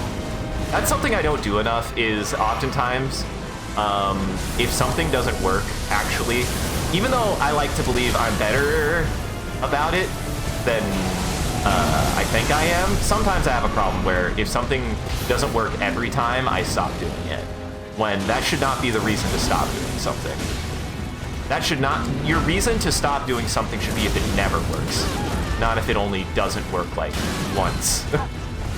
I stop doing something because it stops working, not because it hasn't been working, and I need to stop doing that. That is a me problem. That is absolutely a me problem. I miss.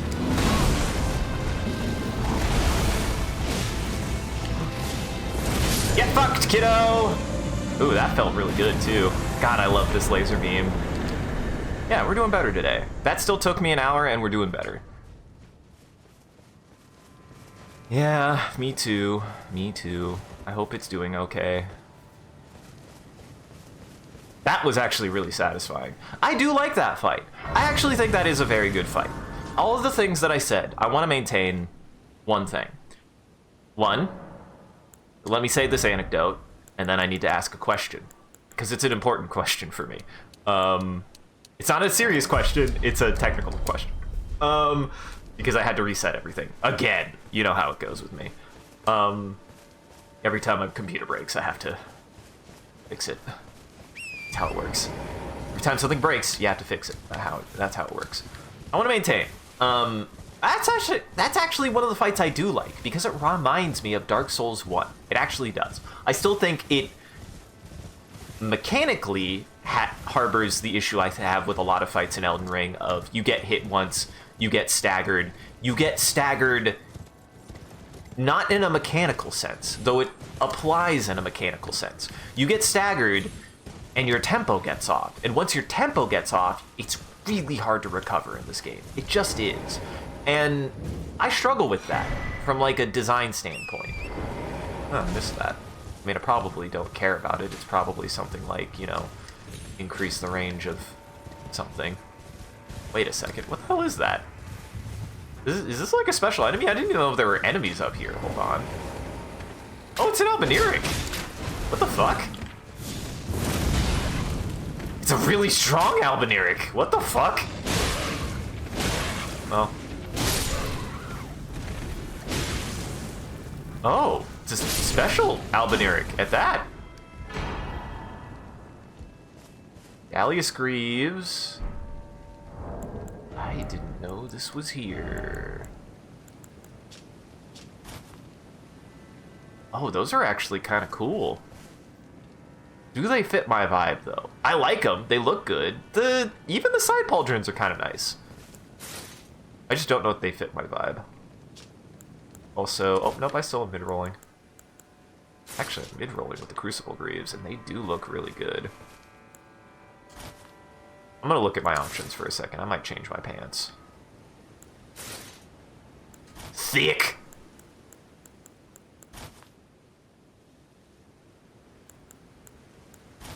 Anyways, back to what I was saying.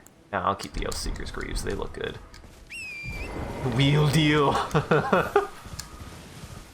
One of my biggest issues with this game is it really punishes you for making a single mistake. I do think it does. I do think it does. I understand what you mean. I know we brought this up last time, but I do think it is one of my biggest issues with this game is you get hit once, it staggers you, and then it is really hard to recover. Because it means every follow-up action is been taken out of tempo. And it does not give you the space to try to easily recover that tempo sometimes. It does. I think that is a genuine thing. Usually getting hit by one attack means that you don't have the space and time to get that second dodge you need or block to be even blocked, because blocks should be faster, to be able to even stop the combo. And that is something I struggle with. Like, that fight, the biggest issue I had is don't get hit once. Don't get hit once. This game has a problem of don't get hit once. And I do think it's a problem. I don't like it. I think it's a problem for me, and that makes it a problem. It is a design thing that I don't like. I just don't like it.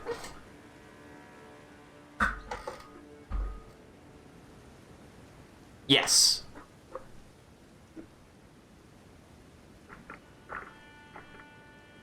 Well, what's funny then, Comfy, and I do recommend going into the DLC, and I'm keeping this tier now because this tier made it clear that I need to block more because my blocks are going to be faster than my dodges.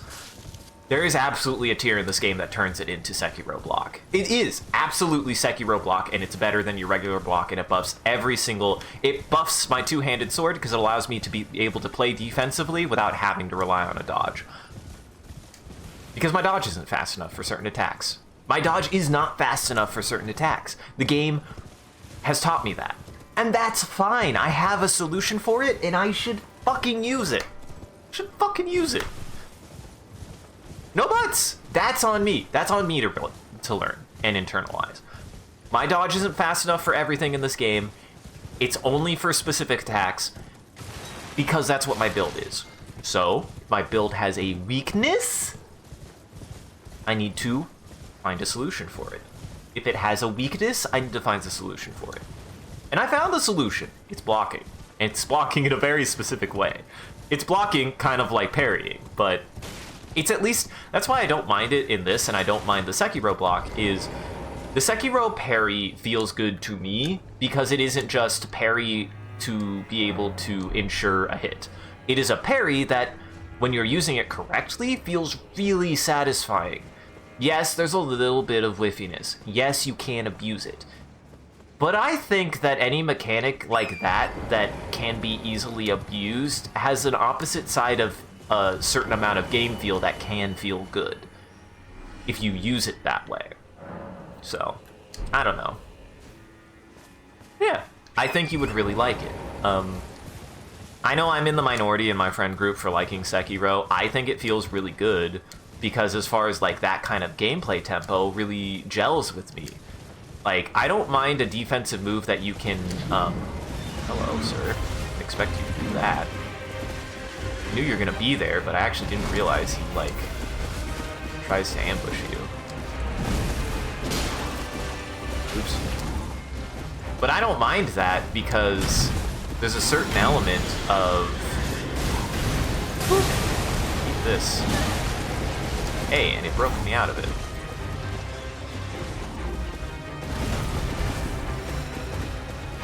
There's a certain element of being able to, I don't know. To me, you can read a defensive move as being abusive, or you could, as I read it, be accessible or be dynamic. I always read it as dynamic if it feels good. And for me, the parry in Sekiro does feel good, even if it can be abused. Sure, it can be.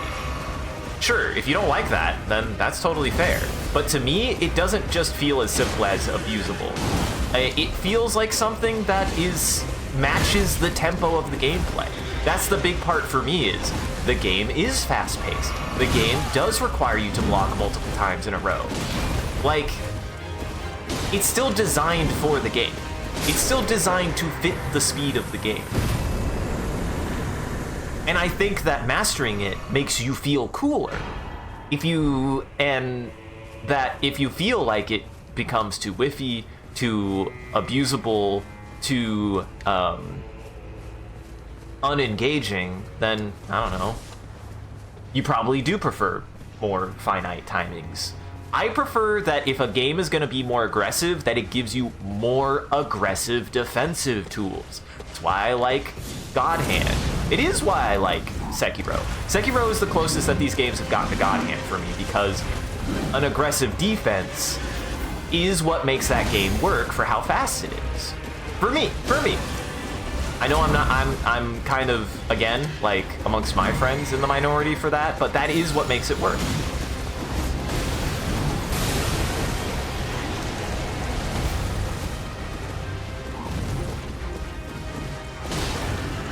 And it's probably what's gonna make me enjoy this game by the end of it, is I gotta play the combination of my favorite mechanics from each Dark Souls game. I gotta play the Dark Souls 1 dodge for where it's applied. I've gotta play the Bloodborne dodge for where it's applied. And I gotta play the Sekiro block for where it's applied. Ironically, the one thing that I'm not gonna do is Dark Souls 1 parry. I just don't think I'm gonna. I like Dark Souls 1 parry, for Dark Souls 1. I don't like it anywhere else, actually. I don't want to do it if I don't have to. Yeah. Well, thank you. I feel like, and I think that's like how I play, but it doesn't mean that I'm tanky. I like playing active defense. I like when a game makes you feel like your defensive options are active, not just sitting behind a shield and tanking everything. Like, I enjoy the rock when I do it, but it's not my preferred play style. I like having a more dynamic defensive style, and I do. But it doesn't mean that I want it to be, like, uber precise, and I don't want it to be that I want it to be something that, I like it to be aggressive. I like aggressive defense. Hey, can you clip aggressive defense for me so I don't forget to make that the stream VOD title? I think that's a really good description of me.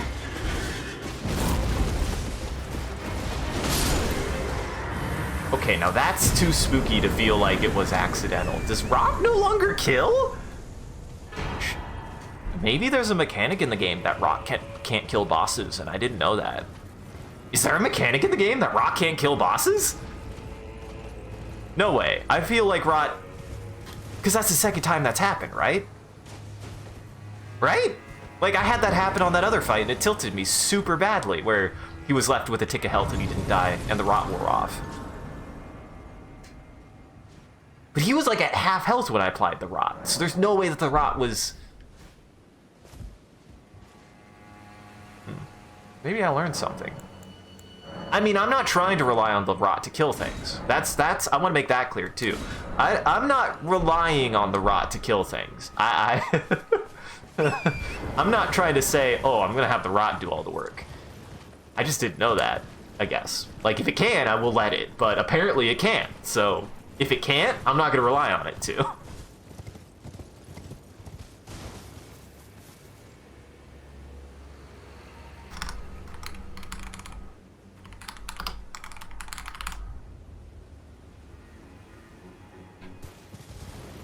But yeah, I think my playstyle has always been, and that's why I think I get salty in Elden Ring. That's why I was getting so salty in Elden Ring, is I felt like my defensive options were not keeping up with how aggressive the game was.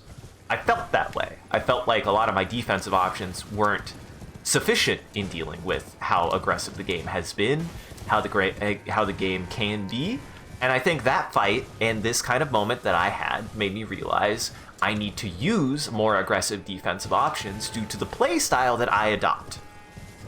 And the Sekiro block absolutely is that. It absolutely is. It just is. Sekiro block, for me, is the more aggressive defensive style because I like being able to hold my ground. I like being able to play God Hand. For me, an aggressive defensive strategy, even if it feels like you have to spam it, is not bad in a game if it fits the vibe of the game. It makes me wonder how my friends would feel about God Hand then. They might not like God Hand, because I will absolutely admit, God Hand demands that you need to be proactively defensive in an aggressive way. You need to be spamming your certain defensive options in that game to be able to give yourself openings. And for me, that's fun. That's super fun. And there's an element, I would say there's an argument to be said that you can play God Hand super precisely. But I do think that you shouldn't. I do not think you should play God Hand precisely. I do not think that the right way to play God Hand is to play it precisely. Certainly not at an entry-level skill level. Entry level, you should be scrappy. You should be super aggressive with your defenses. Because the game is going to be super aggressive offensively. So you need to be aggressive defensively. If a game is going to be... Thank you. Absolutely, I want that. I want to maintain that, guys. You want to help me out? One of the many ways you can help me out is, especially if I request it, if I say something that would make a good VOD title, please clip it. It helps me out a bunch, because I feel like I forget my good moments all the time. I forget my good VOD titles all the time. So, I appreciate it. Hey, man. And I like when a game has aggressive defense in it. God Hand has aggressive defense in it. Bloodborne has aggressive defense in it. Sekiro has aggressive defense in it. That's what I like about those games. Dark Souls was just... In a certain sense, Dark Souls was maybe the first game, pace-wise, that I like doesn't have that aggressive of a defensive. You cannot be as aggressive defensively in Dark Souls 1 as you can in those games. But it was like the kernelization of that for me. It like started there. The egregious, the gregarious, I'm gonna call it the gregarious typo. Dude, we played a game about gregarious typos the other day. We're big fans of Jackbox games, and Ari introduced me to a Jackbox game that they had played with the rest of our friend group, that this is where I have to say I know I found my friend, like my best friends of all time, is they played that game and their impression is, we need to know how Isaac is going to respond to this game. That was one of their first responses, and that makes me feel really good about my friends. that puts a smile on my face. I appreciate them for that. Like, if their first response is to think of me, that brings a tear to my eye. I'm not joking. That makes me feel really good. I appreciate you guys for that. It's called, oh god, I don't even think I caught the name, but the idea is so you're playing a game where you are given a text message, essentially. You're given a text message, and the text message that you are given, you have to make a response to it. And you're given a starting text message, you're given a starting text message to work off of, and you and a group of friends have to finish that text message, and the ultimate goal is to make something ridiculous, but the contextual goal is to make something that they recommend is something that person wouldn't want to respond to. That's the goal, is you want to make a response that person is going to get upset, essentially, that's the text that they got from you. And there's two gimmicks. For starters, everyone is texting at the same time. Everyone is writing this text at the same time, actively. You get to see what everyone else is saying whilst you're saying it. And you cannot delete anything. You cannot delete anything that is said in the text stream. You cannot delete anything that you say. You can't delete anything that anybody else says. So if you make a typo, the typo stays. And then afterwards, the real wonderful magic trick that every Jackbox game I've enjoyed does is they just put it in text-to-speech. They read your text out to you, and it's always hysterical what the hell the game thinks is and isn't what you should say. It's so funny. Holy shit. Uh-oh. Wrong button. Yes, highly recommended. Unfortunately, I don't recommend them. I don't remember the name, but it's really good. Holy shit. I had a great time.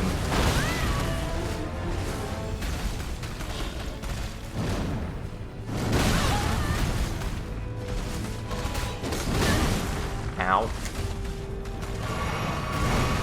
I do also want to maintain one of the things I do like about this game is its enemy variety, and a certain philosophical quandary that I've come up with several times between this game and Dark Souls 3 is I have a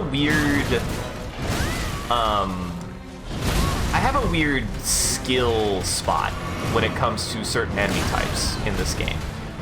For whatever reason, I find that beasts and monstrosities I actually have an easier time fighting, with some exceptions, than I do knights. I have a hard time fighting knights in these games. I don't know why. Oh shit, I ran out of thick throw block.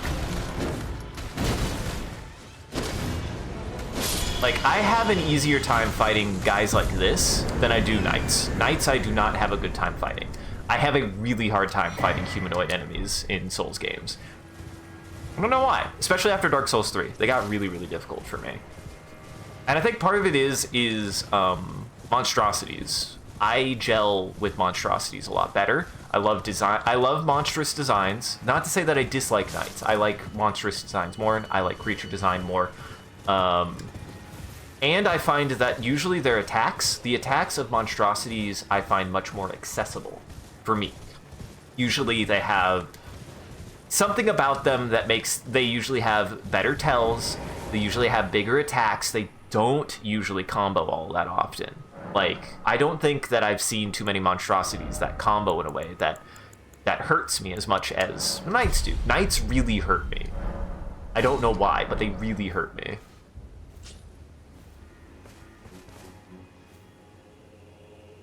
How come when you say it like that, I'll take it as a compliment. But yeah, and that's not to say I dislike fighting knights, but I do have a harder time fighting knights. I have a harder time fighting knights as opposed to monstrosities. I don't know why. I don't know why, but they really hurt me. I don't know why, but they really hurt me. But yeah, and that's not to say I dislike fighting knights, but I do have a harder time fighting knights. I have a harder time fighting knights as opposed to monstrosities. Which is probably why that last fight, I like half of that fight. I like the monstrosity part of that fight, as opposed to the knight part of the fight. The knight part of the fight in the mounted fight is a little frustrating.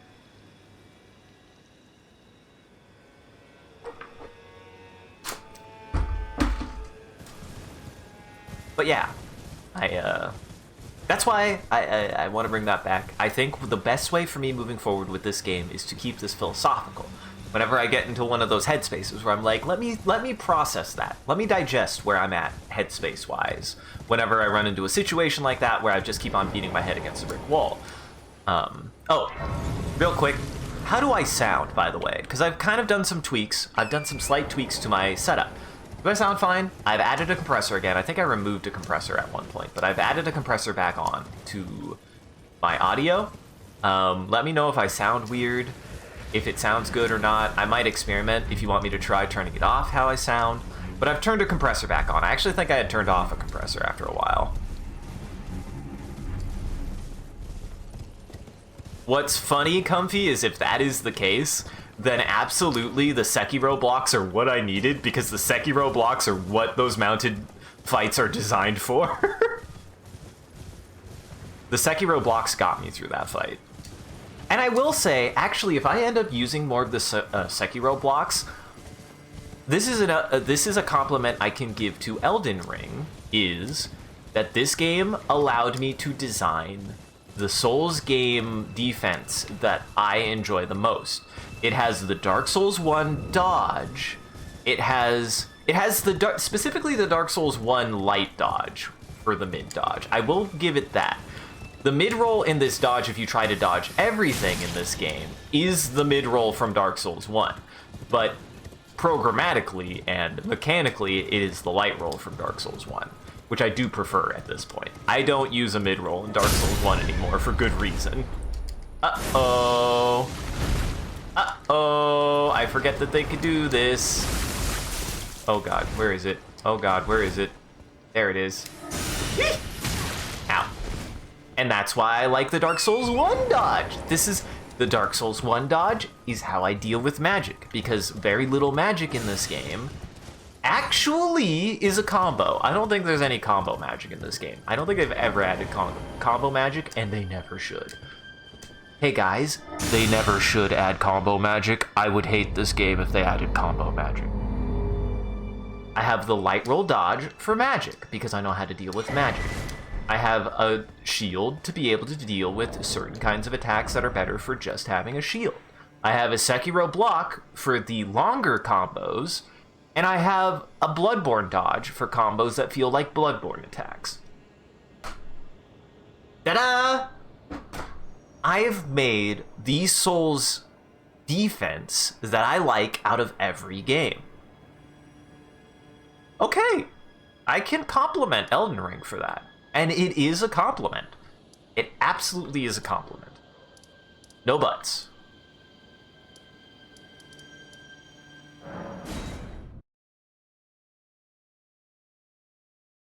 Okay, that's good. How does my voice sound, by the way, actually? Oh, well, it should be fine. I put a limiter on. I actually think I need to up the limiter a little bit more on the game, on my game play, but I am become John Darkborn. You're right. John Darkborn. See, hey Comfy, do I sound like I'm better just emotionally? I think I was having a bit of a rough time. I'll level with everyone. I will apologize for my mental state the last 2 times I played. Genuinely, I think I need to apologize for that. And I appreciate you guys for helping me stick through it. I was apparently not doing so hot. For good reason, I think. I was processing some stuff. I was going through some stuff. I just was having a bit of a stint. I was having a bit of a stint there. So. Oh no. That's what I like to know. That's a good thing. Thank you. I hope so. I have a feeling I sounded very frustrated last time, which I probably was very frustrated last time.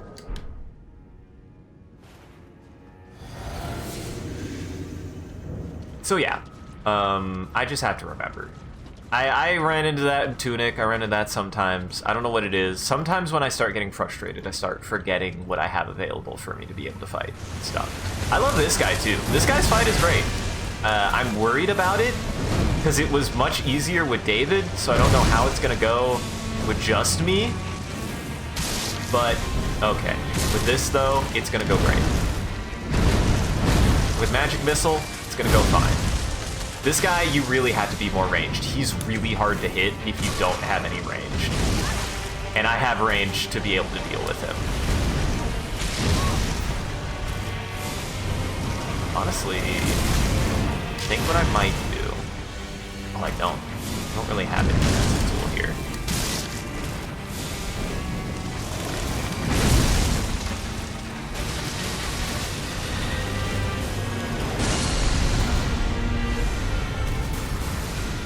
Might not need a defensive tool, actually. I might just need to dodge.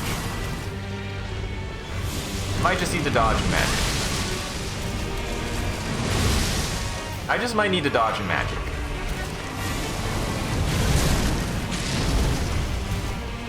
Thank you!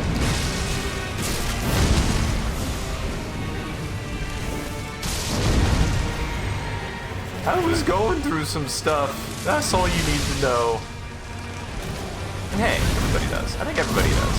I do find it, again, philosophically fascinating, actually. I think from a personal standpoint, I think that no matter how I feel about a Souls game, every Souls game has had a certain level of... Well, I know what I need to do. If I need to block, I have the Sekiro block. I just need to go two-handed. Got him. Let me do this. Big finish.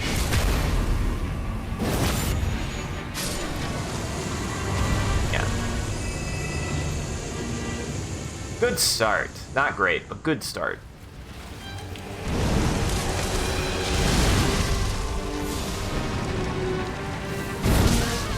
Okay, he does this 3 times. Oh my god, that did so much damage. Why did that do so much damage? It like hit him multiple times. It fucked him up. Oh boy.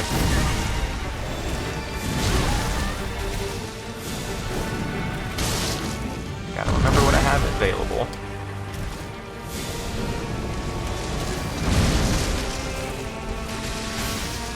Yeah, see? I gotta do that more.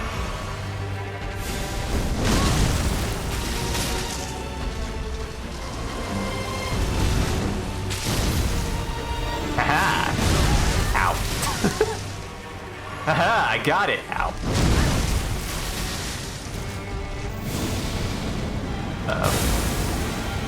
Can I just... No. It's not that easy. I had a moment there where it was like, have I not just had to fucking run dodge through that? Because I can. Yes. Dude, Ebriatus is one of my favorite boss fights of all time, actually. Ebriatus is one of my favorite fights because... Not just because of the fight itself. It's so good. You have to find her. You always get the first move. Her fight theme is great. Her design is great. I fucking love Ebriatus. She's great. She's one of my favorites. Ooh, she's one of my favorites.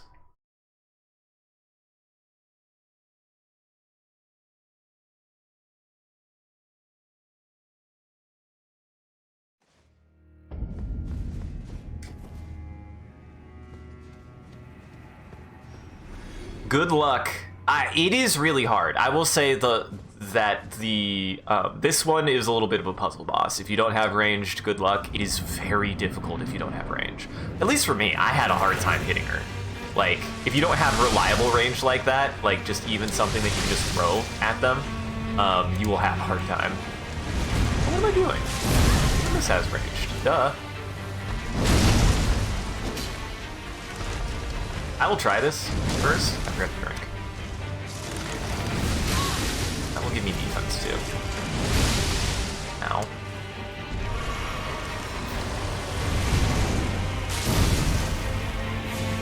Just be able to do that, yeah. Uh-oh. Ow. She's also... it...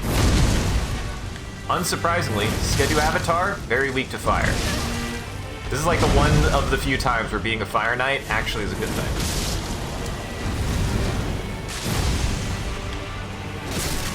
Wow, that does a lot of damage.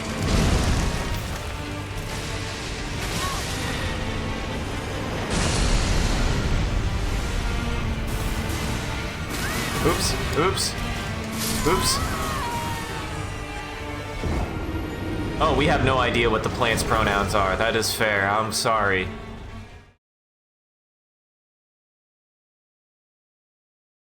Plants are usually considered feminine. This is a problem with the English language. Well, it's not a problem. I don't know how you feel. How do you feel about that?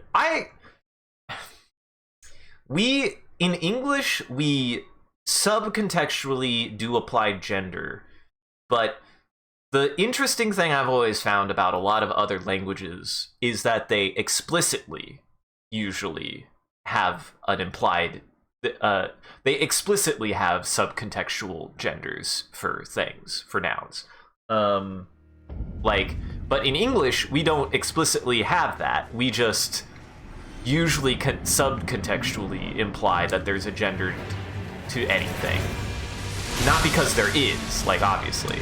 Like, you know, oftentimes a lot of machines are described as she, a lot of inanimate objects are described as she, but usually that's like on a personal standpoint. That's not on a like actual linguistical standpoint. But I would say from that kind of perspective, it is kind of considered at least contextually important to the impression of social construct. And this is something that I will admit, like, this is something I think a lot of people complain about language, and I think more of the philosophical thing we should be asking is, like, why we do that, instead of why we shouldn't do that all the time. I think that there should be a more dynamic conversation of that, but we don't have to get into that. I'll just talk about it from a philosophical standpoint.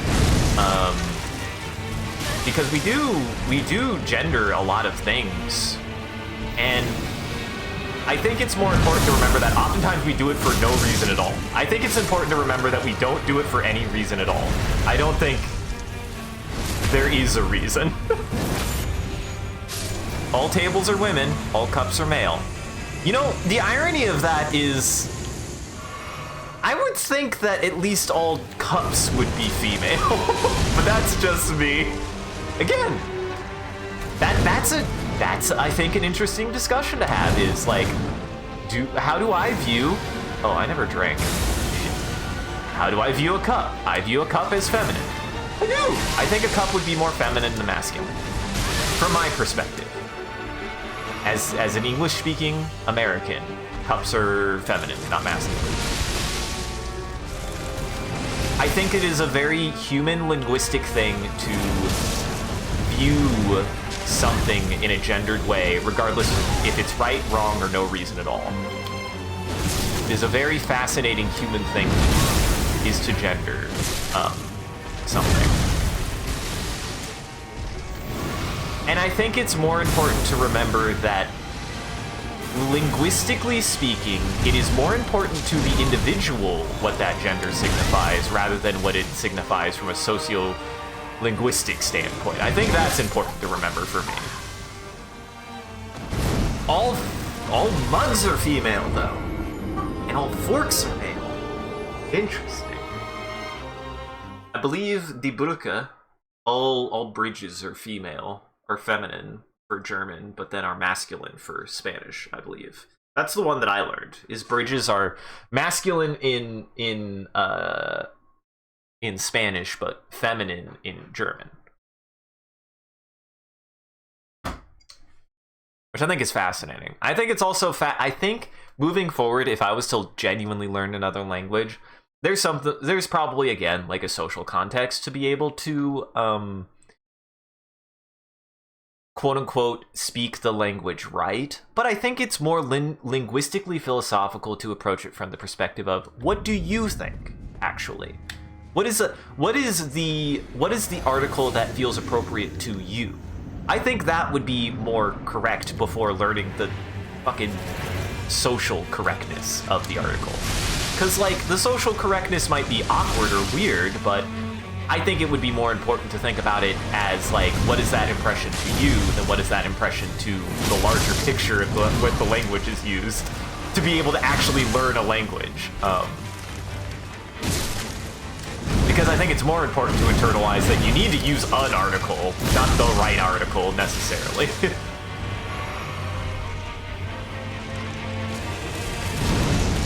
I think there's a little bit of philosophical argument to be had in there of like what dictates the right article? What really dictates the right article? Why does it have to be that article? Because you have multiple anyways, and I think the context is more important than the actual correctness. This is a fascination that I would actually say I didn't start internalizing until I realized that Japanese pronouns are very contextual in a way that is philosophically fascinating, in that, yes, quote unquote, you can correctly use a pronoun, but you don't have to. And it still can contextually mean something significant to you as a person and to your context to everyone else. The reason why I bring that up is there's an interesting anecdote that Tim Rogers brings up discussing the context of a specific pronoun in Japanese. Is like, you know, he's discussing different kinds of pronouns that one would describe themselves. He fucked that up. That's hysterical. I didn't know that could happen.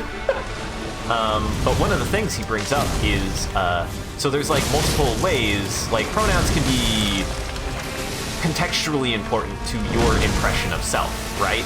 Like they can be much more contextually meaningful to yourself, to the people around you.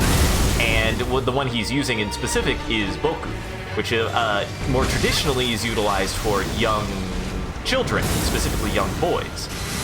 But he has met one person who very intentionally was a incredibly elderly, wise woman, like just like wise beyond her years, who called herself boku.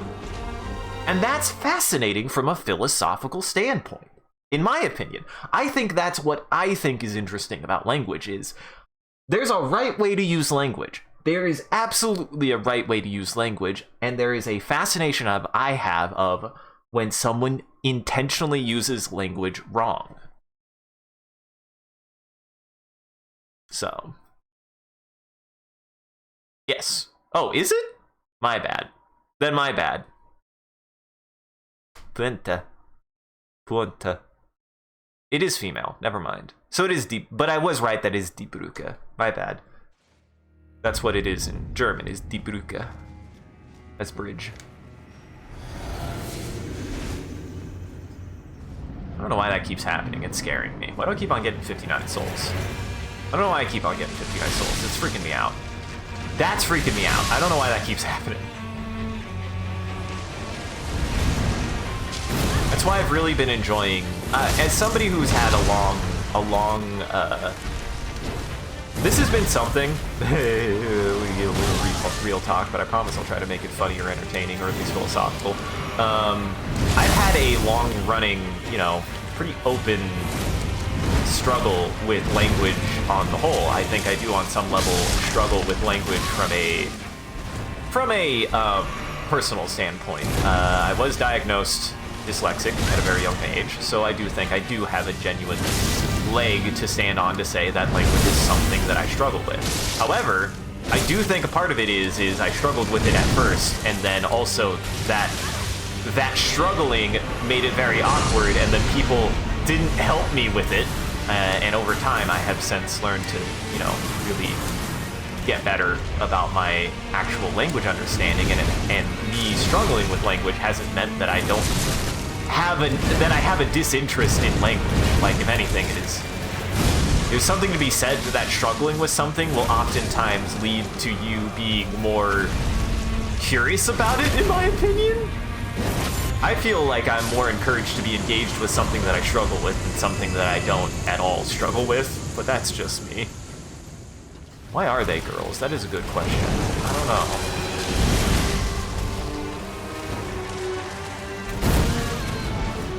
I don't know. But I've always had a fascination with language and linguistics just because it's been something that, foreignly speaking, is something that I've really struggled with no matter what. Like, it is something that I've struggled with, so thus I have a little bit of a concerted interest because of it. Ow. He smashed me. He smashed me into a fine paste. This fight actually isn't going that bad. I was really worried about this fight, but it's not going that bad. I thought it would actually go worse, believe it or not. I thought it would be way more frustrating. It hasn't been. It hasn't been that bad. It really hasn't. I thought I would be having like a much harder time with it. I'm really not. I'm certainly not as stressed about it as I thought I was going to be.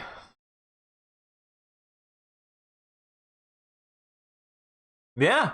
Yeah. I think there's something to be said. And to kind of wrap it back around to a philosophical thing that I brought up near the beginning of the stream is there is an element of me wondering how I would have felt about Elden Ring if it would have been my first Souls game. Because a lot of Elden Ring does actually play much more like Dark Souls 1 from a kind of mechanical and programmatical standpoint. So much of this game is, in a certain sense, a little bit of reinventing the wheel. I think, of trying to get you to feel like you felt in early Souls games, where it is, you really have to, you do have to spend that time to learn. And if I would have had the same kind of mindset that I did back then, which I don't really have much anymore, I do to a certain extent, but not quite as much as I used to, would I have been struggling as much? Would I be struggling as much? Because the struggle is not about Elden Ring at this point, the struggle is more about the time that I'm spending in Elden Ring is what I'm struggling with, you know? Like, how much time it is taking me to learn these bosses, learn these things. When experientially speaking, I'm coming from the perspective of, I've done this! I've done this! I did this in Dark Souls 1. I did this in Bloodborne. I did this in Dark Souls 3. I did this in Dark Souls 2. Did this in Sekiro, you know? Like, I've paid my pound of flesh. What if I never had paid that pound of flesh? Would I be having a hard time? And you're right, it is a plan against pyromancy. It's probably helping. It's probably helping.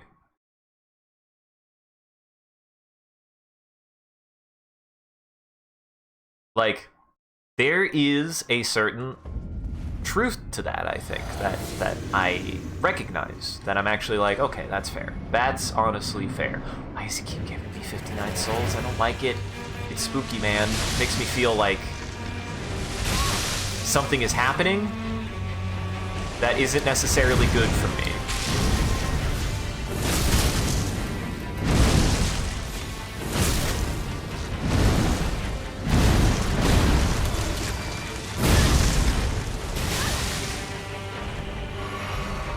It's spooky. It creeps me out.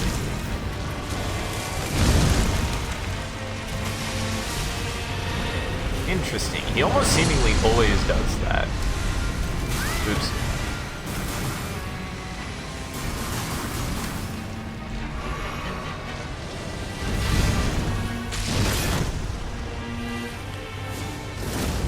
This is also something I have to remind myself, surprisingly, is two-handed blocking is not bad. The day I learned that two-handed blocking in general is something I should be doing anyways, made a huge difference, just in general. Because, like, I had that realization in Dark Souls as well. When I realized that if I started using two-handed weapons, you still should be blocking, because it is better to reduce the damage and keep your stance than it is just to take all of the damage. Ow. Ow. Ow. Ow. 9 times out of 10. Ow.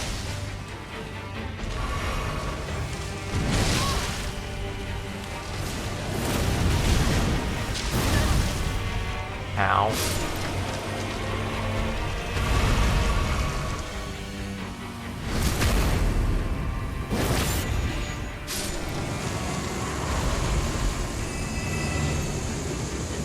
Yeah, I do wonder how I would have felt about Elden Ring if it actually had been my first game.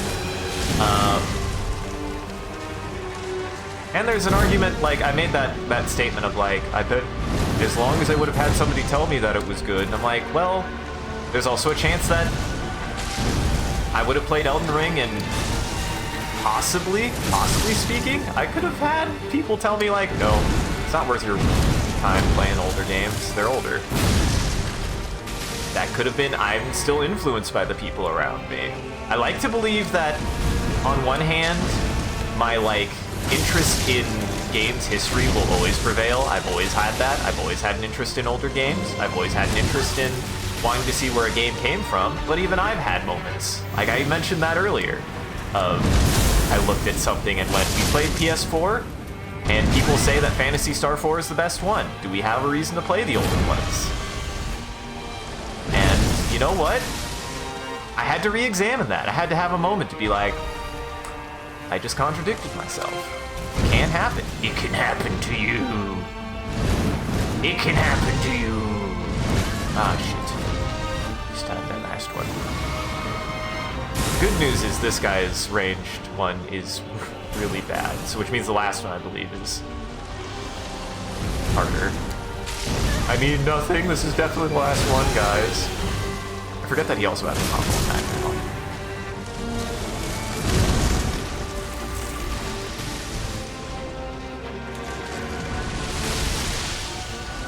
Oh, he did do it twice. God damn it. I was like, oh, he didn't do it twice this time. No, he did. No, I dodged too soon. No, not that. Stop it. Now I just gotta no-hit the... I mean, no, I just beat him. I got him, guys. That's true. It's true. This last one comes back, doesn't attack immediately. Oh god. Yep. Couldn't remember if it was a big blast. I couldn't remember if it was a big blast or if he shoots a laser beam. Big blast.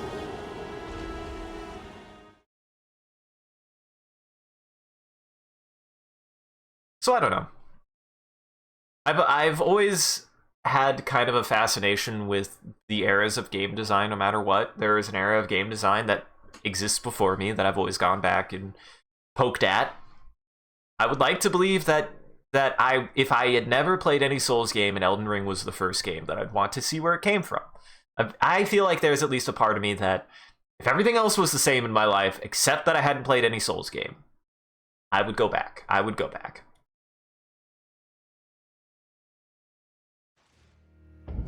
You know. So you gotta learn the lesson that kills you. That kills you. That right there kills me.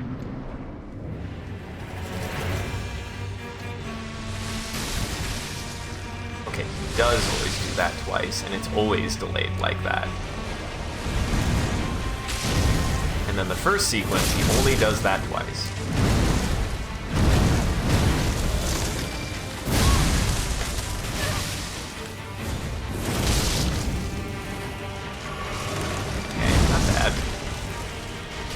Usually always follows that. What's funny is this guy has a very clear pattern to his attacks. I just have to learn.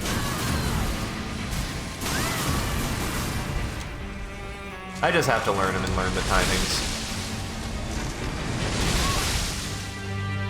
That's all.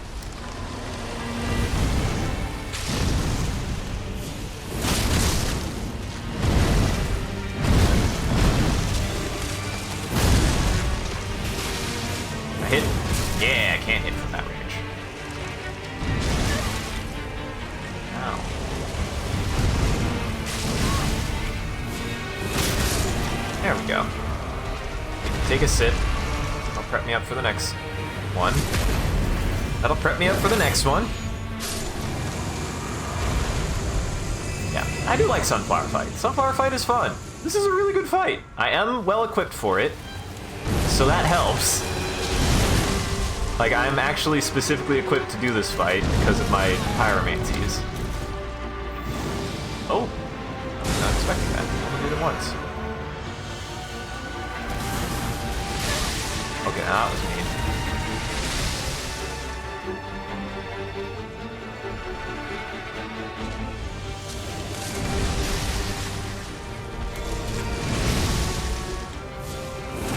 Ah, God, that does so much damage.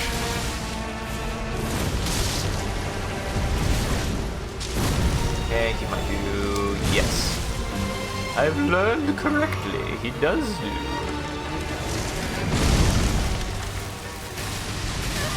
Ah, shit. That's just kind of bad luck in that respect.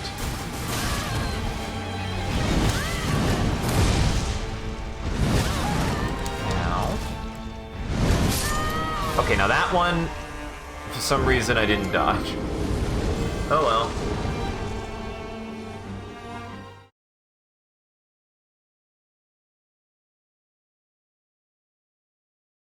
I don't remember. Does the, like, recovery dodge give you iframes? That's one thing I've never understood, is if the, like, if you're knocked down, like, if you're knocked flat on your back, you can, like, smash the dodge button to get up quicker. But I've never really understood if that gives you iframes or not, and there's definitely a window. If you wait too long, you can't do it anymore. And that definitely doesn't give you iframes.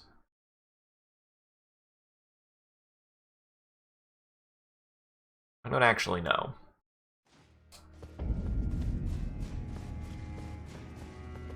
Now, why didn't it... oh, no, it still's happening. I don't know why that happens. I don't know why that happens.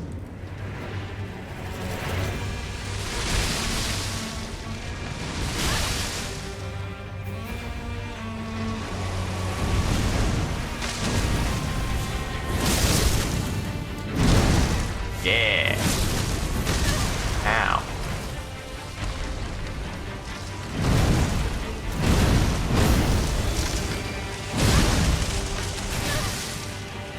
Ow.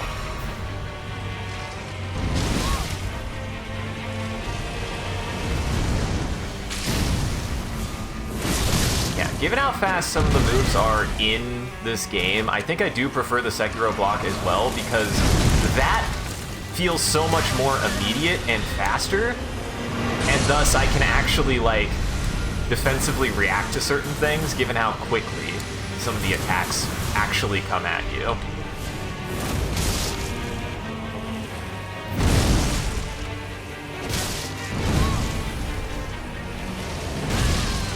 That, I didn't realize he was actually winding up another swing.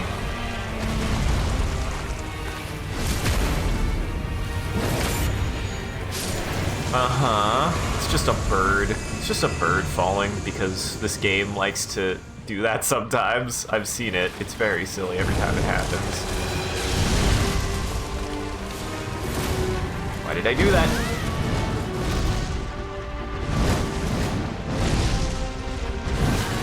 God, this attack in particular is actually really hard to dodge.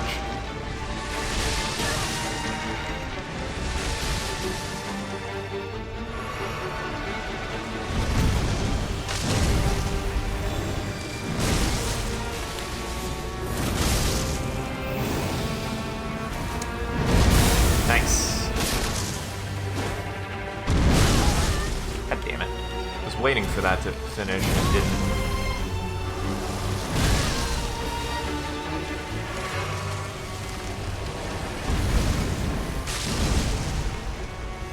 Oh, he did do the combo. Oh no, he did do the combo. Oh, okay, so we get there. I thought I was safe.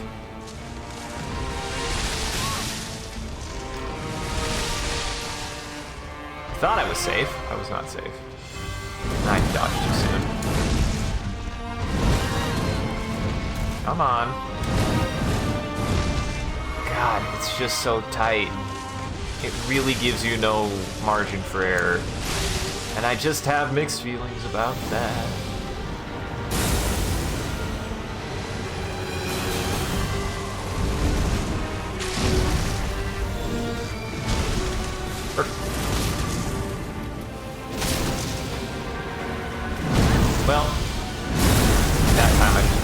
soon.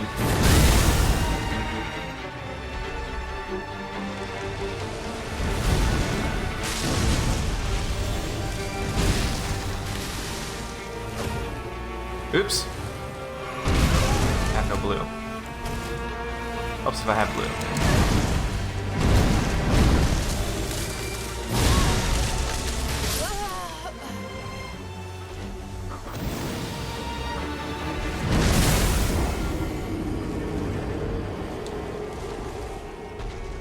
Nope, it's fine. It's fine. I know it's a thing. I know it's a thing.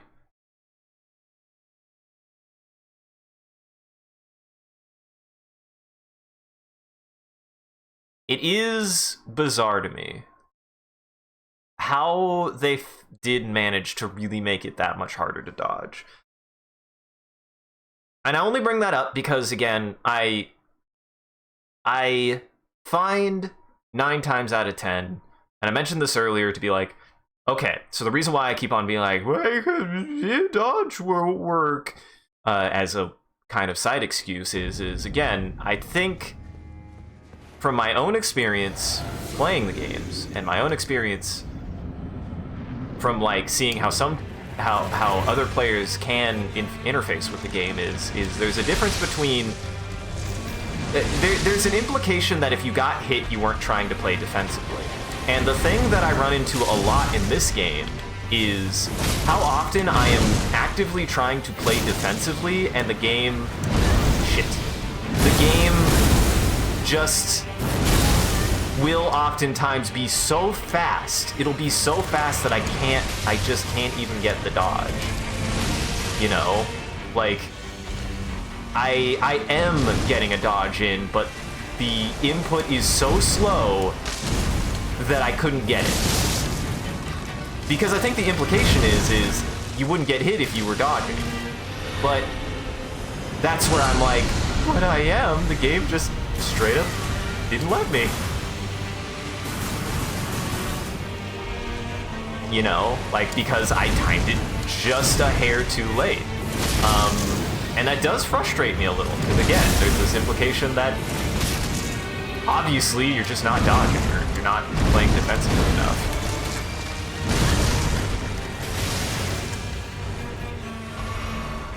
And I think that is where I get a little frustrated, is of course I wouldn't get hit if I was dodging.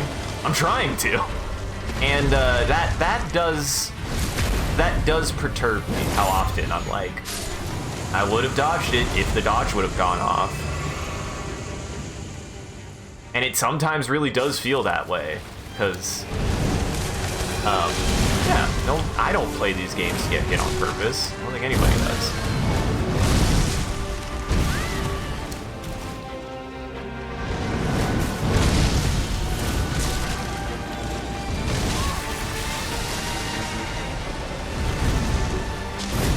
And again, like, that's me admitting that. That's not me saying, like, you know, bad game now. It's something that frustrates me about the game, is how often I am trying to get that dodge or that perfect dodge consistently, and it really is just hard to do. It's just hard to do in this game. They made the dodging really fucking hard. With the veneer that the dodging is easier. This is some of the hardest. This is the hardest dodging in a Souls game. For me, this is the hardest dodge in a Souls game. It's not as easy as Bloodborne. It's not as easy as Dark Souls 3. That game has really hard dodge timing sometimes. And it's not even as easy as Sekiro, which doesn't even give you iframes. Uh-huh. Oh, God. He's just like, hey, remember I have this one? Uh-huh. This is the hardest dodging in all the games. It is. Like, as a seasoned player, like, there is no question that without seeing my hands and what they are doing, like, I don't know if the microphone can pick it up, but I hit this button hard. Like, I feel like you can hear me hit the button when it doesn't go off. When I'm anticipating a dodge. And it happens a lot. It happens a lot.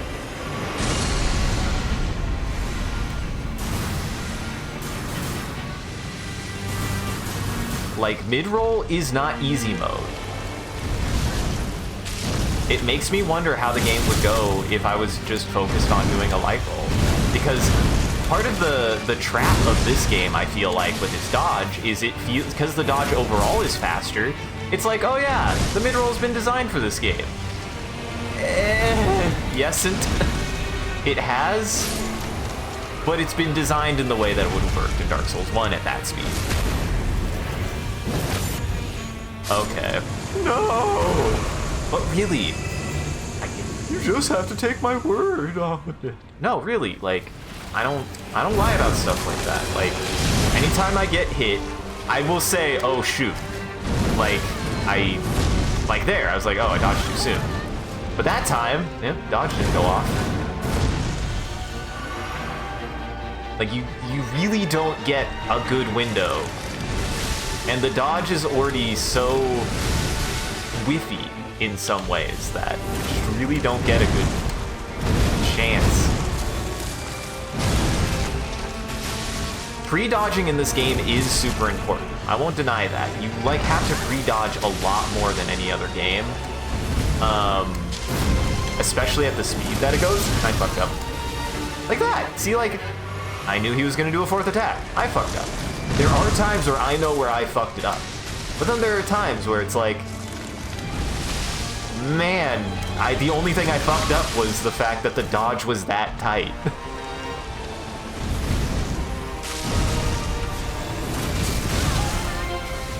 Gotcha. That's funny. I don't know why that would be the case. Not necessarily, that's not a really intense game.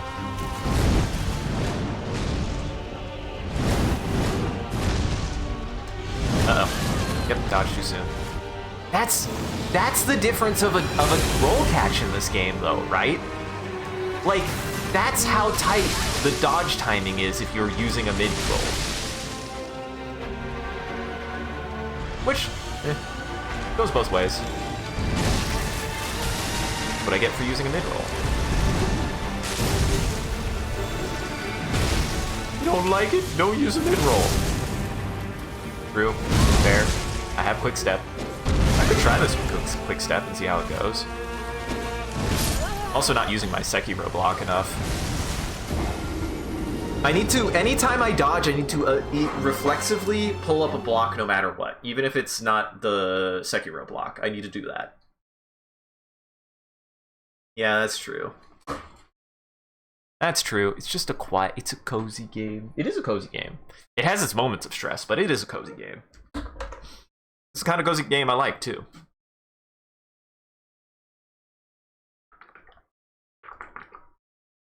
Again, I have my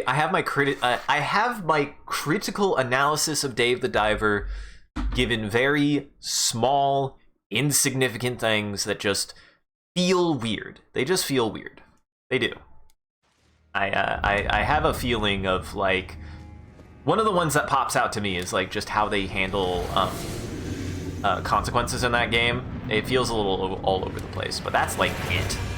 They're not bad. I don't think they handle their consequences poorly. They just, in some ways, they can be very, very punishing, and in some ways they realize, oh, we can't be that punishing, but it feels more like a cop-out rather than a good design choice. For me, the reason why I bring that up is I feel like oftentimes the decision to make it so that way if you fail something in that game, some of your failures are like, well, shit. And some of your failures are like they understood that they didn't want to frustrate the player. And it's like, I get it, but they didn't, it feels like they kind of pulled a punch there. Like, they were like, okay, so you want me to be aware of this mechanic, but only when it's in this condition. Otherwise, it's not a problem. And it's like, I get it, but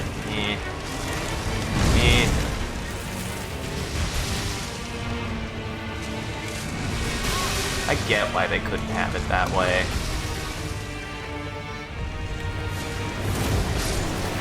It feels like they that's an important part of the game. It's an important part of the game to not let happen, or an important thing to be like, okay, I can't die or else I will have that kind of setback. And it's not a bad enough setback to be that detrimental, but it is bad enough to be like, okay, I can't let that happen. To give stakes to what you're doing. Every time. Every time. Every time. Got it. Okay. I'm figuring out the timing of that. You fucked up.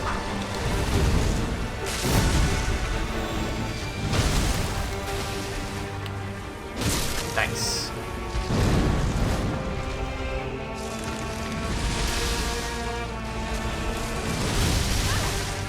There's a lot of moves in this game too, which again I have more mixed feelings on. The last big guy I thought had this too. There's a lot of moves that aren't just feints.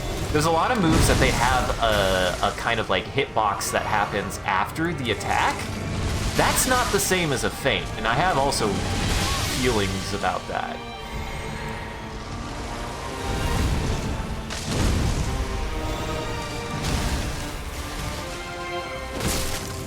That. Ow. Okay, that's not that bad. Okay, that's not as good.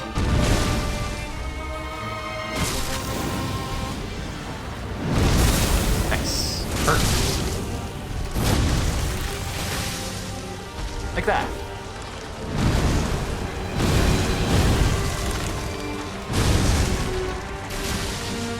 Double chug. Okay, not double chug. There we go, I'm getting it. Die! Aww. Really disappointed that didn't get him to the stagger. There we go. There we go.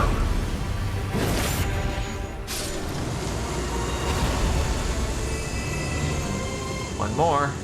One more. One more. And one more.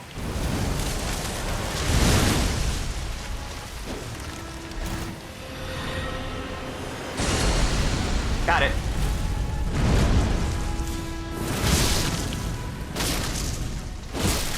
Oh my god.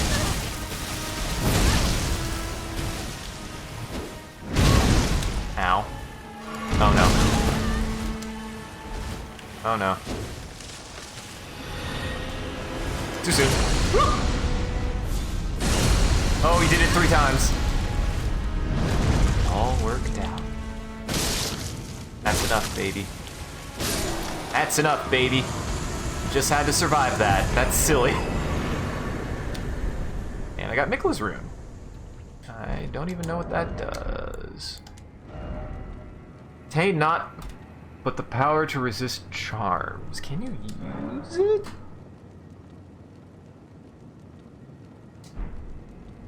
Attains not but the power to resist charms. I don't know what that means. I don't know what that means.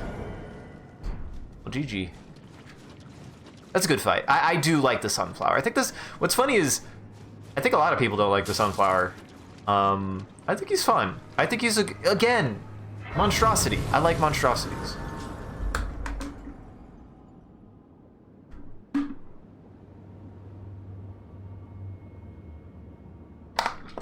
They're much less combo-y. Even when they have a combo, their combos are much slower and much well-paced. They're not a flurry, typically.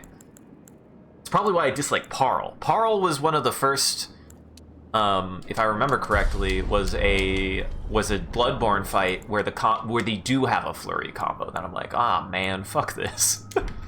I remembered really disliking Parl. He was a bastard. I think I'm fine with him now, but Parl was really hard.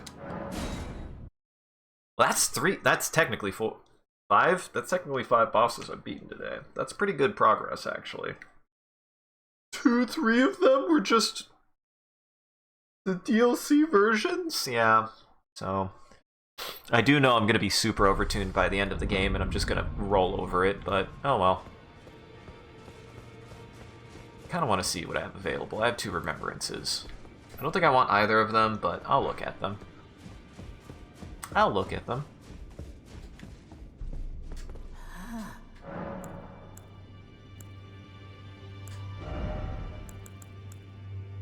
This one fires a hail of golden projectiles towards the enemy. This one is Big Sunflower. I will actually do this, because it just sounds fun. Even though it's not a pyromancy. And I'll get this, because you get the you get the Ash of War. That's actually kind of a cool thing. This, I don't use either of these. This. Potency of Storms. And this is a Frost Stomp, which is an Ash of War. Usable in all melee armaments. Interesting. Yeah, I might as well use that. I don't use Arcane. I don't use Arcane. I don't use Int. It sucks as this is Int based. It's split based, but it's Int based. And it's a sorcery. This is supposed to be really good. I might as well get it. I don't know if I'll use it. Death Lightning or Dragon Lightning. If I was to choose between these, if I ever use it, it's probably going to be the Death Lightning. And... oh, that's an Ash of War. Huh. Yeah, might as well. Any armors that I want.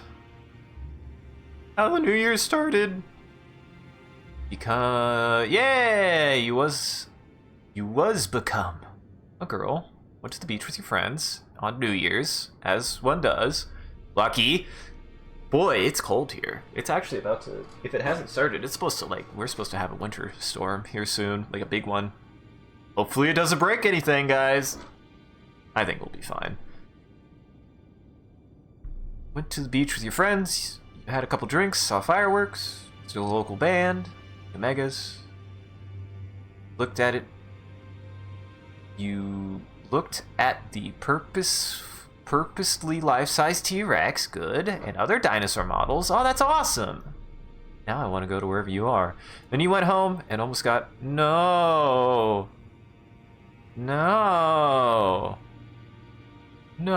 Dude. That's happened to me before, and I'm like, where is the GPS taking me? Am I about to get killed by the FBI or aliens? Like, am I about to get abducted?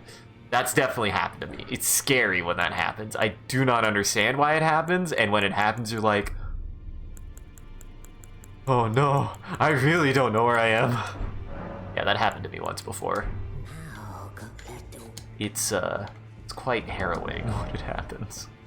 Just like, where am I? I'm not supposed to be here. I'm really not supposed to be here. I don't want to be here. Really get that impression of like, oh no. Oh no, this isn't what I want. This isn't what I want. Not at all.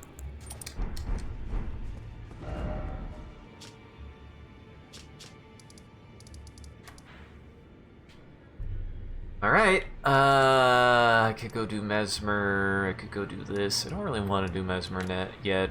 Kind of like, essentially I'm trying to do everything I've done, and then we'll do new stuff. I haven't really gone to the Dragon Peak yet. We might go up to Dragon Zone soon. It's fun up there. I think there's a couple of skidoo. I know there's some skidoo down this way. I know this is here. Let's go do this. Let's do a victory lap, and I'm gonna get my butt kicked by something, and that's fine. Dash okay. We're gonna try something different with it, and if it doesn't work, then I'm gonna use what I know works. GPS sent you to a place which was roughly translated to dog killers.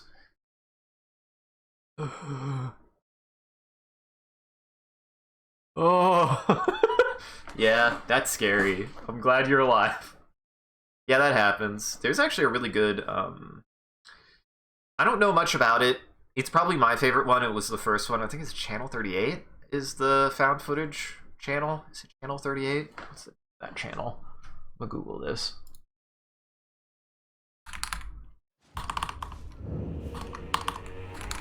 And it's the first one. It's exactly that. That's really, really good. Big tree lap? Yes. Give me a second. I was like, did I say something funny? Oh, I kind of did. I think it's Channel 38. It is Channel 38. Local 58. I'm a dumbass. It's Local 58. I got close, though. Local 58, the first episode is quite good. The rest are okay. I think they're fine. There's a couple of good ones. There's bits that they have. I think my issue with Channel 58 is doesn't really culminate to anything from what I can tell. Which just is a mixture of probably, like...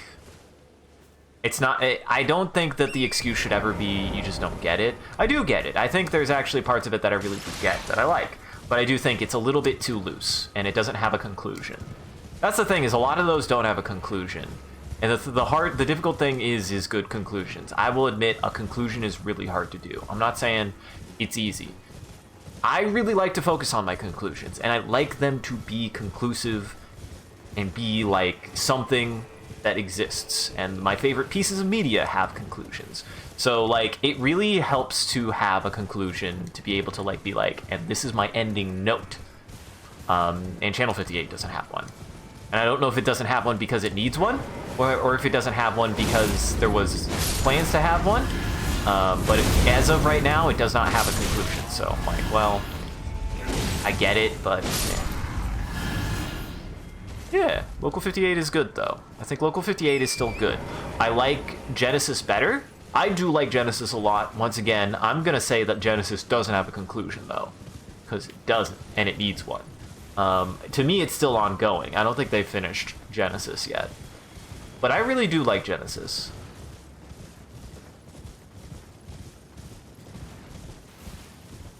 Yes. There is a point. I can tell there's a story, and I understand what's going on in it. Found media is in a bit of a weird spot. I like found media like that, but there is something to be said of... Oops. I'm gonna have to relearn this guy, so he's probably gonna kill me a couple times. Because he is hard. This guy's fucking hard. It was supposed to go on longer. Ah, that sucks. That's always the worst. Hey! I don't know if you're here. Sean has... Yes, you can. It'll kill you, but you can. You can pet anything if you're brave enough. You just might not survive. Sean's hot take is be prepared to end your thing. No matter what. You don't have to write your ending. Be prepared to end at any point.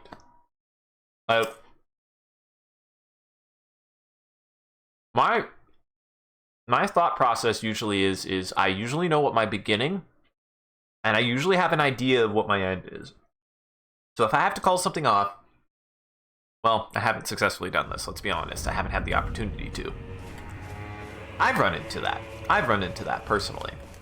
So maybe my next step is, how do I actually get myself to that ending that I want? It's not easy. It's not easy. I've run into it. It's hard. It's hard to do.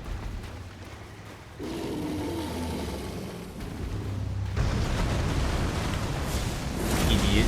I know your secrets. Dummy.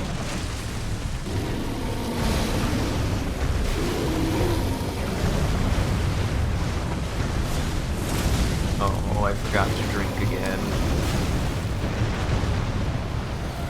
Oh, I forgot to drink again.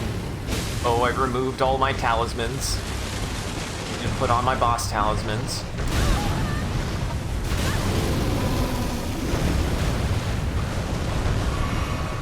Oh. I don't have them this time. I need to put on my boss talismans.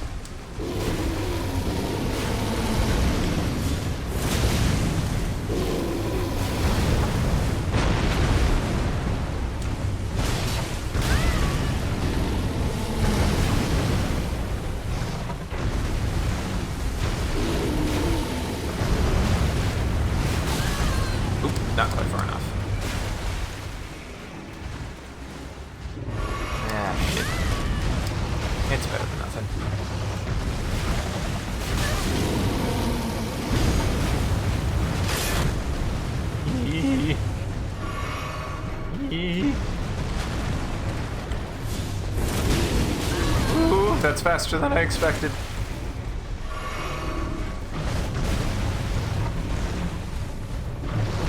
So yeah, it's tough. It's tough. I get it. I've run into that. It's tough to end your thing. It's tough to know that you have enough time to end something because you sometimes just don't know. And for my exception, I would say, is 9 times out of 10, I do try to work towards a conclusion. But there are freak accidents. Like, uh-oh, wrong way. I should have jumped to there. Do that. There are freak accidents. Like, there are so many tabletop sessions that we just didn't continue because we couldn't continue them. And like, I would say I never try to design a tabletop session with the idea that they'll be never enders. But there is a certain amount of pressure. There's a certain amount of pressure to consider when writing a story, even in a tabletop setting, of being like, we just might not be able to keep playing at some point, no matter what. So what might be more important for me and all of my friends is to be like, okay, we just have to put as much into each session, and my pace is always to try to keep up something happening to move plot forward with the players and without the players. Not to railroad them, that's not the point, but the plot will always move forward in some way that is relative to what they do, but will always move the plot forward towards some kind of conclusion. The next goal is to make sure that that's happening fast enough to actually get us to plot points. Because yeah, I've had many games that I've tried to run that they don't stall out. I don't think they stall out. We just never get a chance to play again. We just don't. And it's not a matter of, oh, didn't know where to take the story. Oh, I didn't know. It's like something happened. Something actually happened that prevented us from being able to continue a narrative. And that kind of thing is much harder to plan for. That kind of thing is much harder to plan for.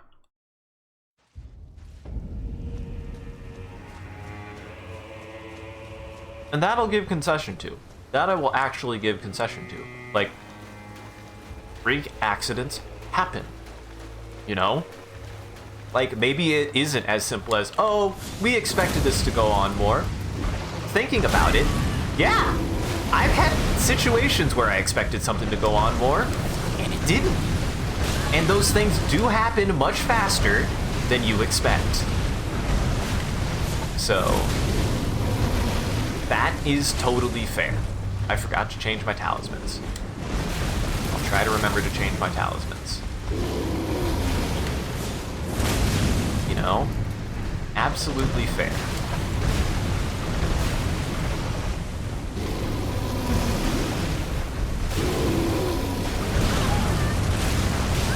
Ah, shit.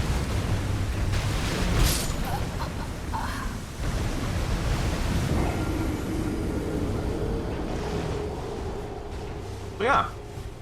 You know?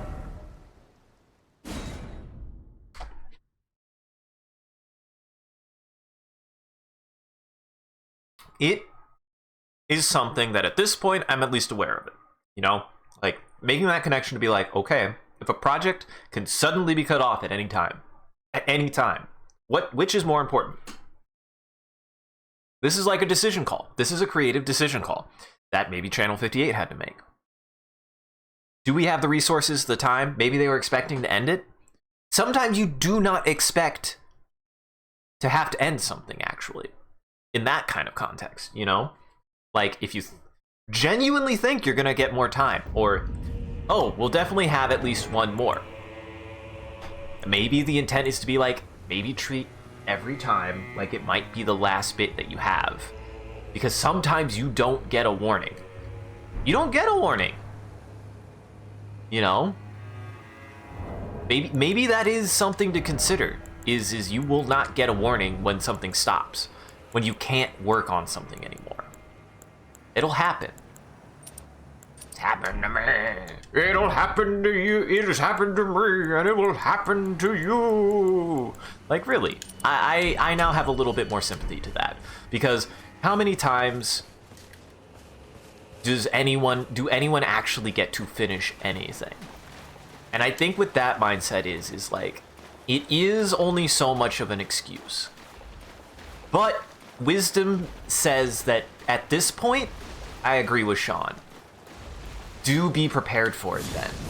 There's one hand where you're like, okay, I should be able to keep working on this, whatever. But then something comes up and you go, darn. And you weren't expecting it, genuinely. But there are enough, like in the case of Arcane, there are enough situations of Netflix shows not being able to continue, wanting to have more seasons, and the genuine answer is yeah, that's gonna happen, probably. Be prepared, be ready. What is it? Get as much as you can, and then if you have to pull that trigger, do whatever it takes if you know you have to end it. And maybe that's what Arcane had to do. Maybe that's what Arcane had to do. They still had to, and it just didn't work. They just couldn't pull it off. That's a hard call to make.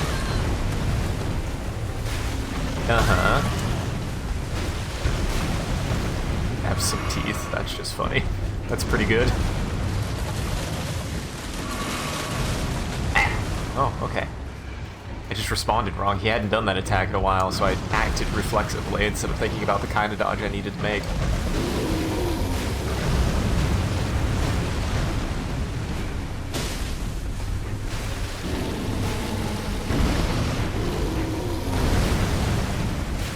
Oh, that is not the... Okay, I can reflexively dodge that now, in the wrong ways. That's silly. I remember last time being like, I can't dodge that attack. I mean, as it's been made clear, my emotional state can in fact impact things, even if I don't want them to. And what's really silly to me in that context is like, okay, my emotional context can affect that. It sometimes feels like if you're, at least for me, and it might be like a hypersensitive thing, like it's a patience thing, right? Like you don't have the patience for it. But like things like getting roll caught in the air happened when I was already emotionally distressed. Like it happened. It like happened at the worst time, but now it's probably not going to because I'm not in a bad mood.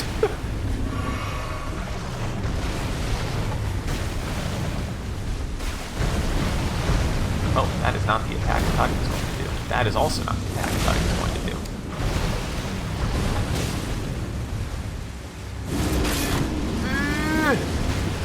I'm so glad that that just breaks my stance and doesn't keep hitting me. Like the actual attack would do. Ow. That attack is really hard to dodge if you just have bad positioning. Oops, that was bad timing on me.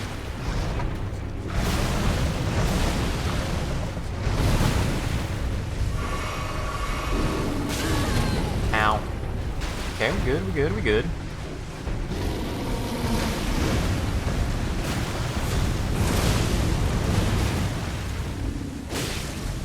All I know is that every time he does that attack, it's a capstone to a combo. Oh boy.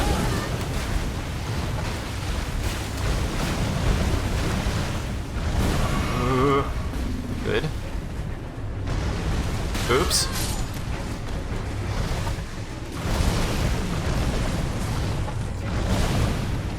Like, I always get a little bit of space if he does that attack. Oh no. I heard a bear. I heard a bear. Oh god. This is so bad. Hurt your brethren.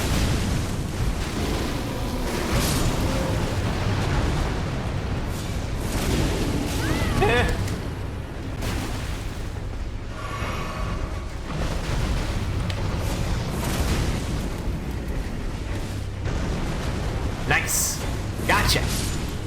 Yeah! Dude, I love this laser beam, though. It's really good. This laser beam is really good.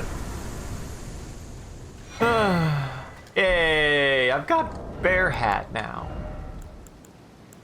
Look at Bear Hat. Bear Hat's actually quite good. Bear Hat is actually quite fun. You want to see the best armor combo for Bear Hat?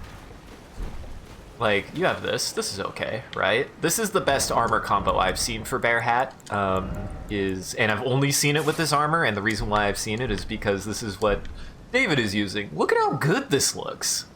This is the armor that David has been using. He's been using the Bear Hat, and he's been using the bloodied armor. It looks good, man.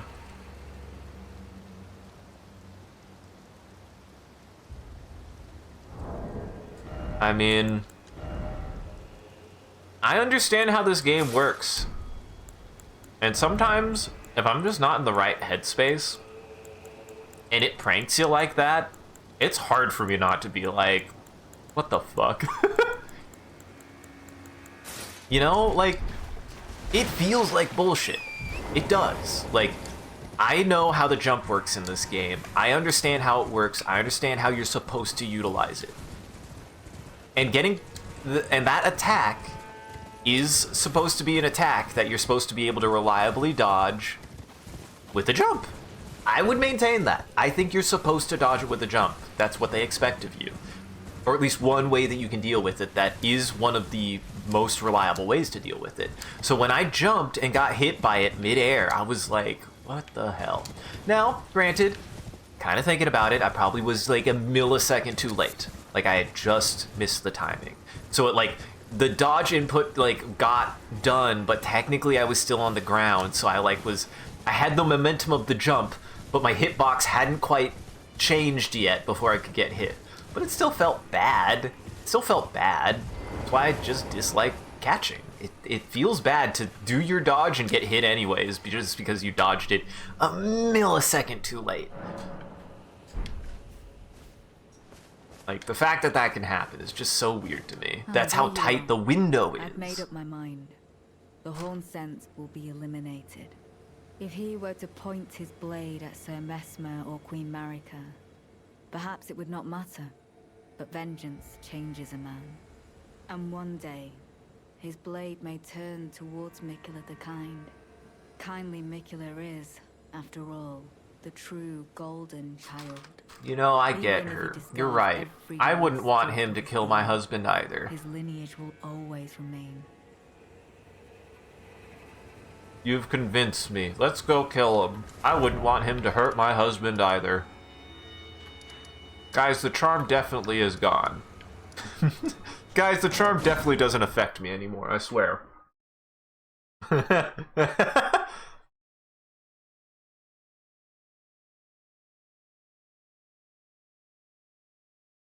I'm no longer affected by the charm, I promise. If I was still affected by the charm, why would I like him so much? Maybe I just like him. You ever thought of that?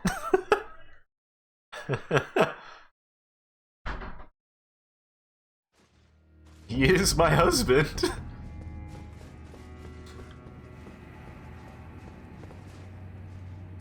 No, no, no, no, no, no, no, no, no. How dare you, Comfy? We were all...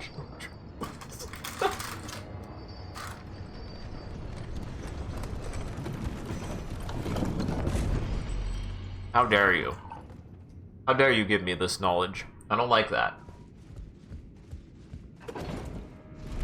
It's not fair.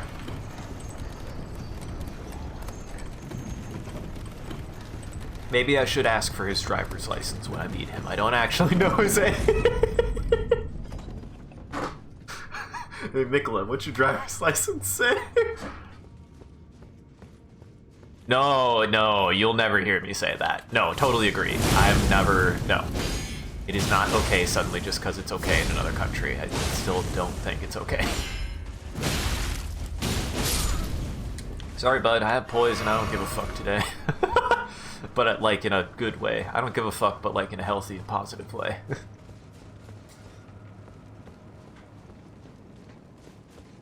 I do like that they give you a choice here, though. You don't have to. I actually don't know what happens. So in my other playthrough, I did help Lita and I got his weapons and his armor, I don't know what happens if I do it the other way around. Because I don't know if this ends her quest.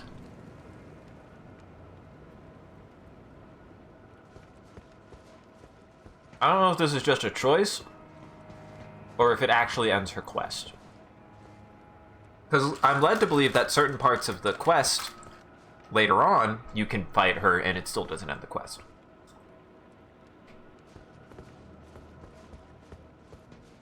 What do you think? Protect or attack? Protect, attack. Protect, attack.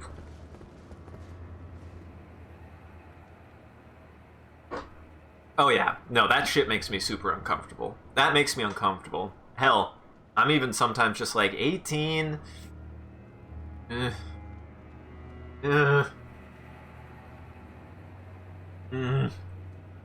think it depends on the context still. I think it does depend on the context after that point, but definitely, here's my opinion. 18? Okay, but it's still on the older party to be the responsible one, in my opinion. And even then, it's very whiffy. Still not okay. I don't think it's okay if the older party is not being responsible. Like, that's fucked up. No! How did you know it wasn't my voice? Always protect. Okay. I actually don't know. We attack. I attacked last time, so I don't know what happens if you protect. I don't know how it goes if you protect him. Before I helped Lita, and this time I'm gonna help him. I don't know if it'll fuck up the quest or not.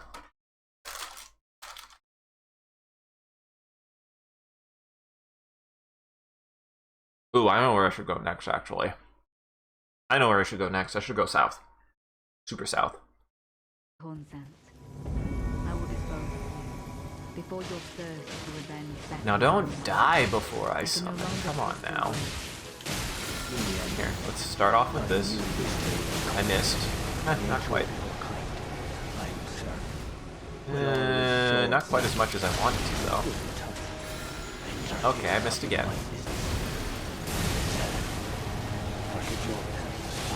Push her into it, push her into it, push her into it. You've been taken in by the plight of the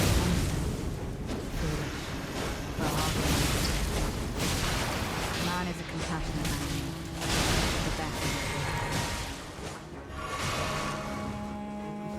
Not is X. Yeah, we got this. Lead ain't nothing. Lead ain't nothing.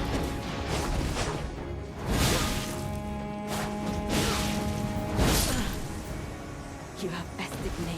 A single betrayal. Enough to turn the tides. Unfortunate. But I will leave you be. For now. Okay, so it might not end her quest. This is my revenge. Ooh, interesting. Hey, buddy. He's already dead. Okay, good. Yeah, I don't think it ruined her quest at all. That's good. I like that. That's good design. Thank you, Dark Wolf. Okay. We've got Swiss Slash. We got Lita's Rune.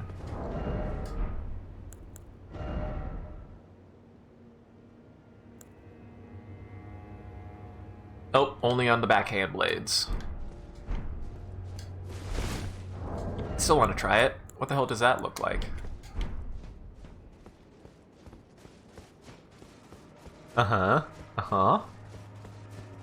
Essentially, and again, to have this discussion, because we're always positive here, when it comes to stuff like that, it always comes down really genuinely to communication and understanding dynamics. Like, age difference is age difference, but remember that. You have to be responsible. And of course, under 18 no go, obviously. That's no good. That's bad. Don't do that. Don't do that. You go to jail for that.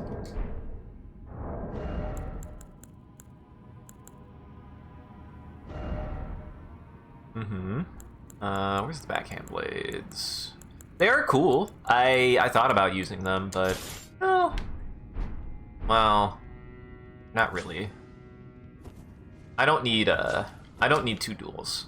I need something that I can sword forward with. They are cool though. And then the normal one, the normal attack for it, you do this. It's a cool dodge. Ow. You can do this. And it counts for back damage, and it's really fast, and it's really good. It's a pretty fun attack, that's what it comes with. I believe only the backhand blades can use it. I actually don't know if there's more than one variant of the backhand blades, but they are very fun. But I don't know what the quick slash is. Find that out. I'm just curious, I want to see what it does. I don't think I'll use it, but it sounds cool. It sounds dope. It sounds anime as fuck. B strength scaling isn't bad. I do know that this is more of a dex weapon, though.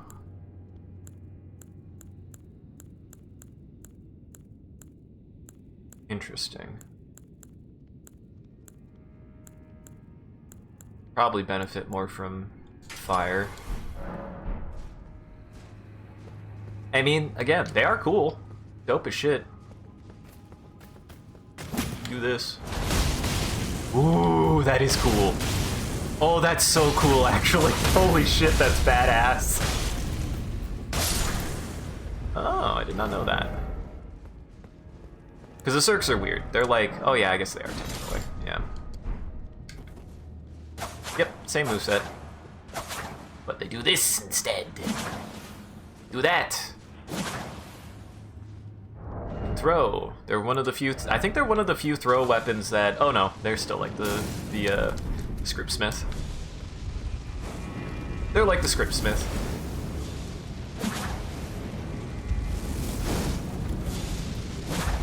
Ah. Positioning is important. Too tight. It has too much cover.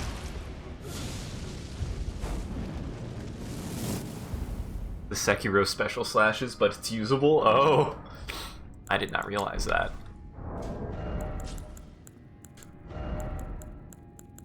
Oh yeah, we also got the big katana. Dragon Wound Slash. I don't know what that does, actually. Ooh. Oh, it probably has more. It probably has more effects. I'm just not strong enough to use it. I have a lot of the twin blades. It's a shame. I do like twin blades. They're cool. I've always wanted to do a twin blade run. I won't even use Eleonora's pole blade, even though I know it's the best one. It looks cool. I know it's really good. I know it's L2 is really broken. Where's my sword? Where's me sword? Where's me sword? There it is. But I have this, and it's so good, man. Look at how cool that is. The Crucible of the Wings is quite good. It's really fucking good.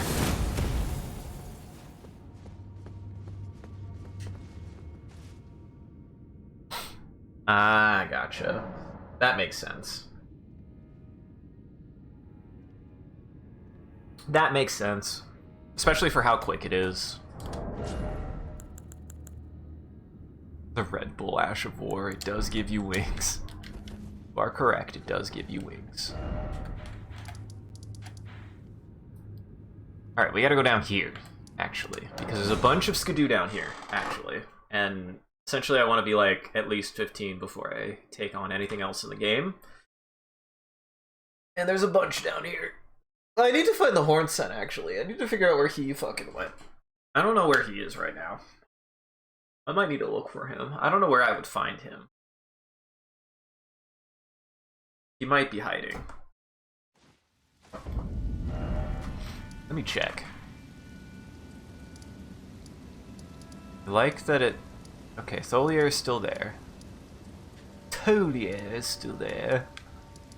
Lita is in fact missing. Okay, she's no longer there. don't know where I would find the horn scent is the problem. I don't even know where I'd find Freya. I think Freya is currently at the castle. She's somewhere in here. I know Sir Ansbach is somewhere in here too. Good. Oh yeah. Wait. Oh, I see what it's doing. That took me a second. I was like, why does it show 3 things there? That's not a name. Wait a second. Oh yeah, and then we have him. Oobleck. I forgot about Oobleck. Yeah, I don't know where he would be right now.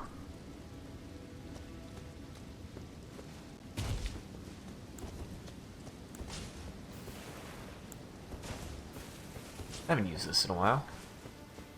I have to remember if I'm using this, I have to use the blood step more. I need to use the bloodhound step more. It is my dodge. And then it also combos with the Sekiro block. That's why it's so good. That's what makes the Sekiro block so good, is it works for every single weapon in the game. Just play God Hand. That's what you do. It's really good. I'm surprised people don't. I don't know of anybody who uses it.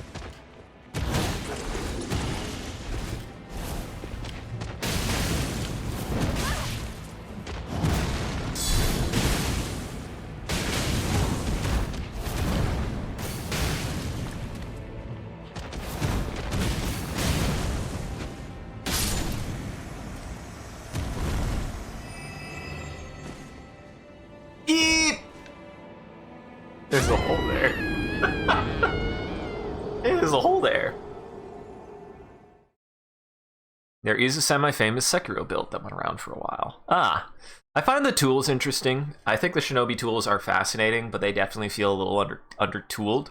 They are tools, but usually the best solution is to just hit it in the face until it dies, which the game is designed to assume that you're not going to use your tools, which is weird.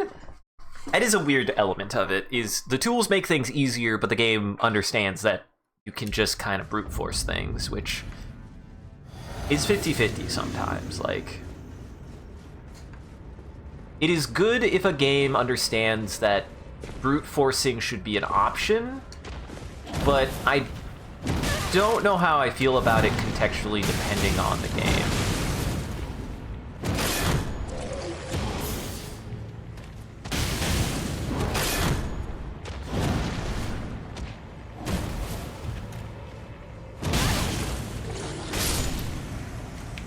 Like, it depends on the game for me, I think.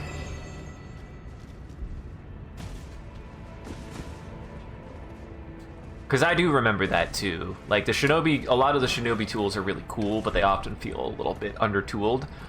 It feels like the game was designed for the sword combat first, and then they added tools to try to mix it up, but the tools oftentimes end up feeling a little bit undertuned. Well, might as well do a bunch of damage.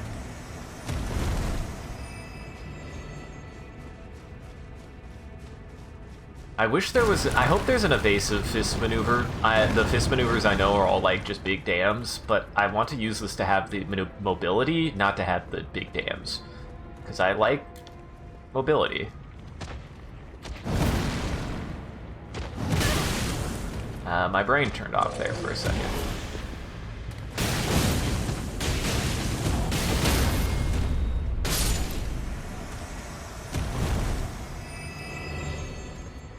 Yeah. Don't even get me started about the Raven Wings. I don't think I understood how those work. They're like a counterattack, but not as useful as you would expect, if I remember correctly. Uh-oh. Uh-oh. Uh-oh.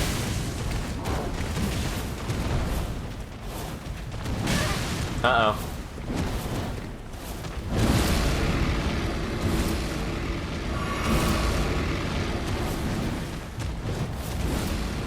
Oh god. Where did this fourth one come from?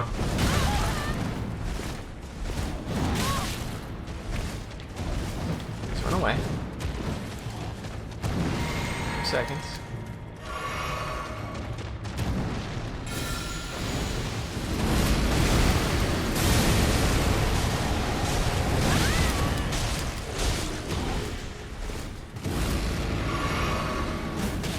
Oh god! That's door stuck.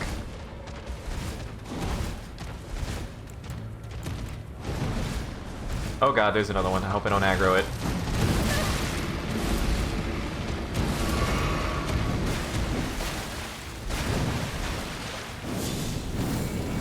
Push! Damn it, I thought more of that would go off.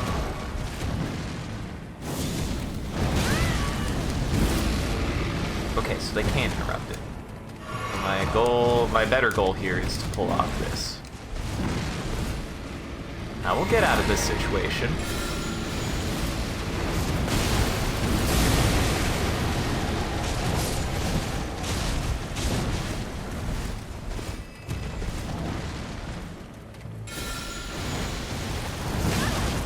Ah, fuck, he knocked me out of it. Well, he can knock me out of it then. Did not know that.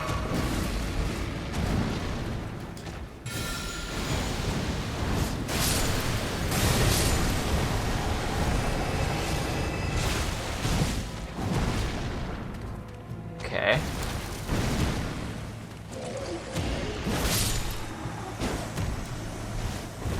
See?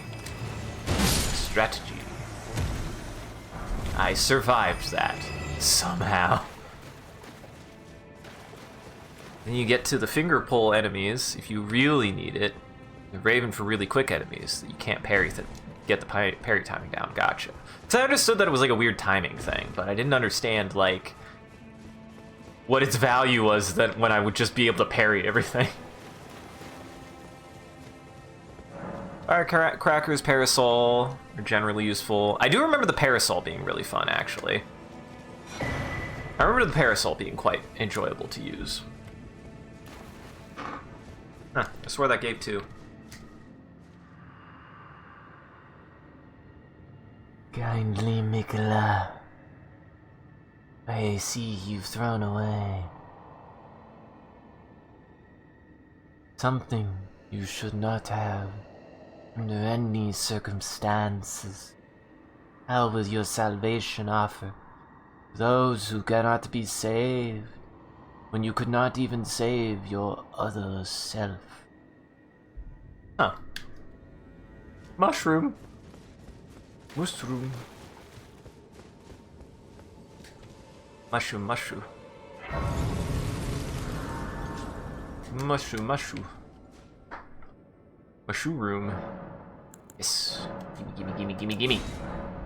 Being at 15 is a good spot to be, too. That's very, very good. I think you can get up to 20, which I didn't realize. I thought 15 was the cap, but apparently you can get up to 20, I believe.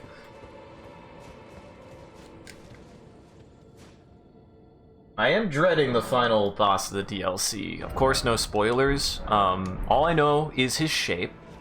Fuck, I shouldn't have even said that. All I know is their shape. And I don't know why. And I don't want to know why until we fight.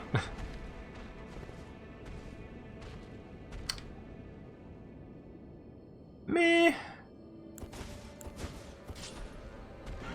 Yeah, why not? I think that'll be fun.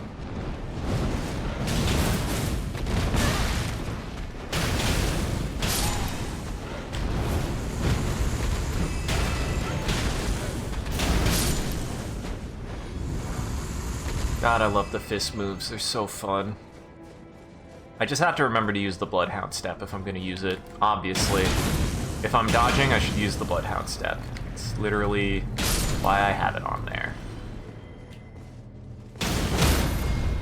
Well, that's why I'm like, I don't want to know why until I finally see it or get the context clues. Because right now I don't understand why the final boss of the DLC is that. I don't actually know why that is the final boss. I kind of hate that I even know that shape. Because for now, I don't really understand why they're like that. Why that's the final boss. What the fuck did they do to him to make him so hard? Also, he was already a really fun fight, I'll just put it that way. And everything I hear is gonna make me fucking hate it.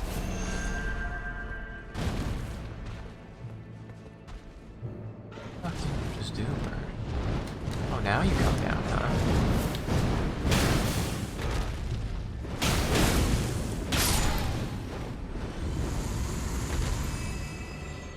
I just don't don't know what the bird did. It just did that and was like, okay. Still think they're cowards for not letting me light my hands and feet on fire.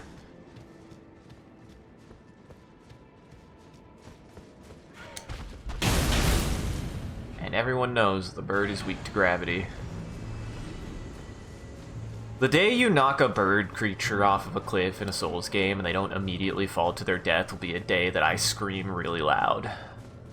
And every other person who plays a Souls game will scream very loud. And it specifically has to come from a FromSoft game. If it came from a game that wasn't, like, you know, wasn't from FromSoft, people would be like, yeah, that makes sense. If it came from a FromSoft game, though, I don't think anybody would see it coming.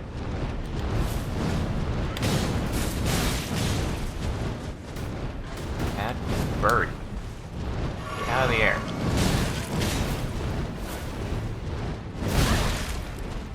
There we go.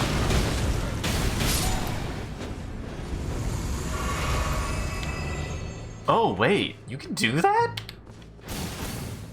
How did I cancel that?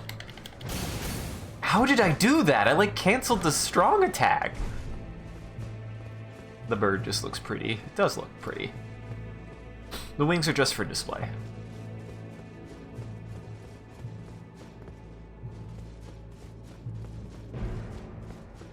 I mean, I am shaking my fists angrily at the bird. Why don't you get down here? Fight me like a real man. Why not horse? Why not horse?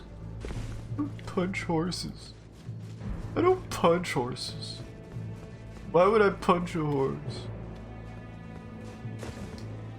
Ooh. Hold on. I figure out like a passage round.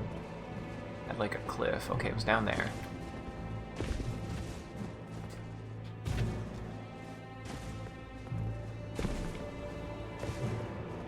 Ah, gotcha. Oh, I don't know. I have freaking I have no online right now, so I don't know what you're smoking. Yeah, my online is not working right now, which is fine. It doesn't have to. It don't gotta. Oh, here we go. Here's something, I think. It was nothing. Yay. Shield putrescence. Don't want to even know what that means. Ow. This is the laser zone. I shouldn't hit that guy. He's probably going to be a problem now. Ow. I don't mind the towers. They're fun. Now, are you in range? I don't think. So. That might actually be it. Hold on. You look at me. FromSoft absolutely making up words right now. That's up there with Revengeance, man. I love that game. Revengeance is not a word. It's really funny. I should stream Revengeance. I really like it. I did grow up with it. It's a good game. Not the best. Not the best Metal Gear game from a writing standpoint. It doesn't have to be. It's a very stupid game, and I like it for that. Very fun to play. The boss is great.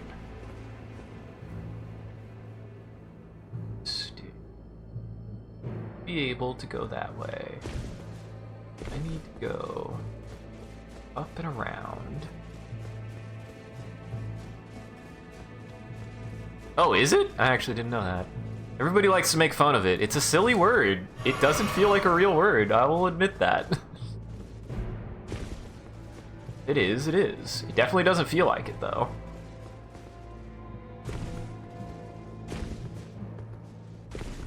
Also, the rare moment of just constant ambient music in a Souls game. I don't know why there's music playing right now. It's kind of weird, actually. Why is the music playing? What's so musical about this part of the game?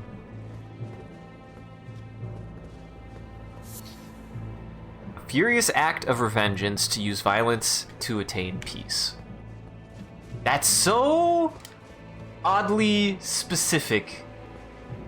I mean, I did just learn the word reproach. I still can't get over that bit that we did when I learned the word reproach. And then I started reading The Count of Monte Cristo, and they use that word every 5 seconds. It's really funny. They can't... The freaking writer of The Count of Monte Cristo cannot prevent himself from using the word reproach. He really likes to use it. He refuses to hold back from using that word. He will use it every single sentence he can. Everyone is full of reproach in that fucking book. Everyone.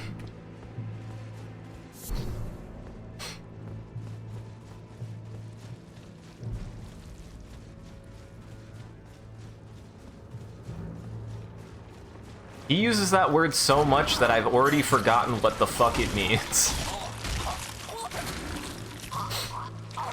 It has become meaningless to me again. Oh, that's where you find that. Well, I don't use rapiers, so... I didn't notice this, though. You. Yay! Worthless. Wish you would have been something good.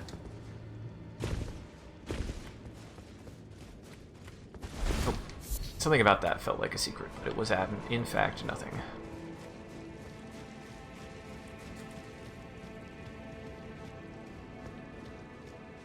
Why my face itchy? Stop that. Why my face so itchy? Why my face itchy? Stop it. I don't know why. Like, I have to scratch my face right now. I don't know why.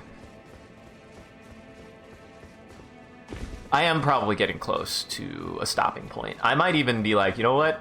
Almost 4 hours is good enough. I'm gonna say any given stream now is only going to go 4 hours tops. If I hit at least 3 hours, good. And if I can get close to 4 hours, good.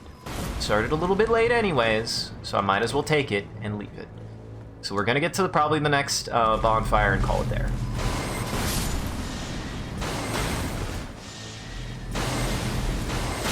Uh-oh, uh-oh, uh-oh, uh-oh, uh-oh, uh-oh.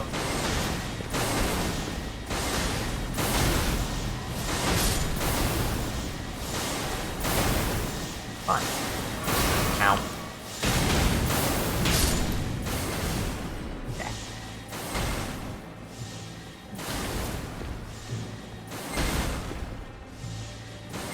Touch me. Hit me. Hit me. Ow.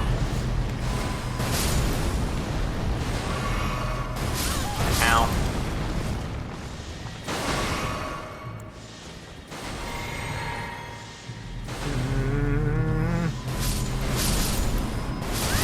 Ow.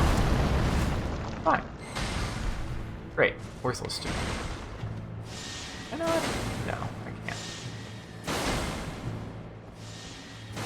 Oh. Gotcha. Yeah. We'll be live later. We'll be doing more later, as usual. And I do think this does work best. I split it.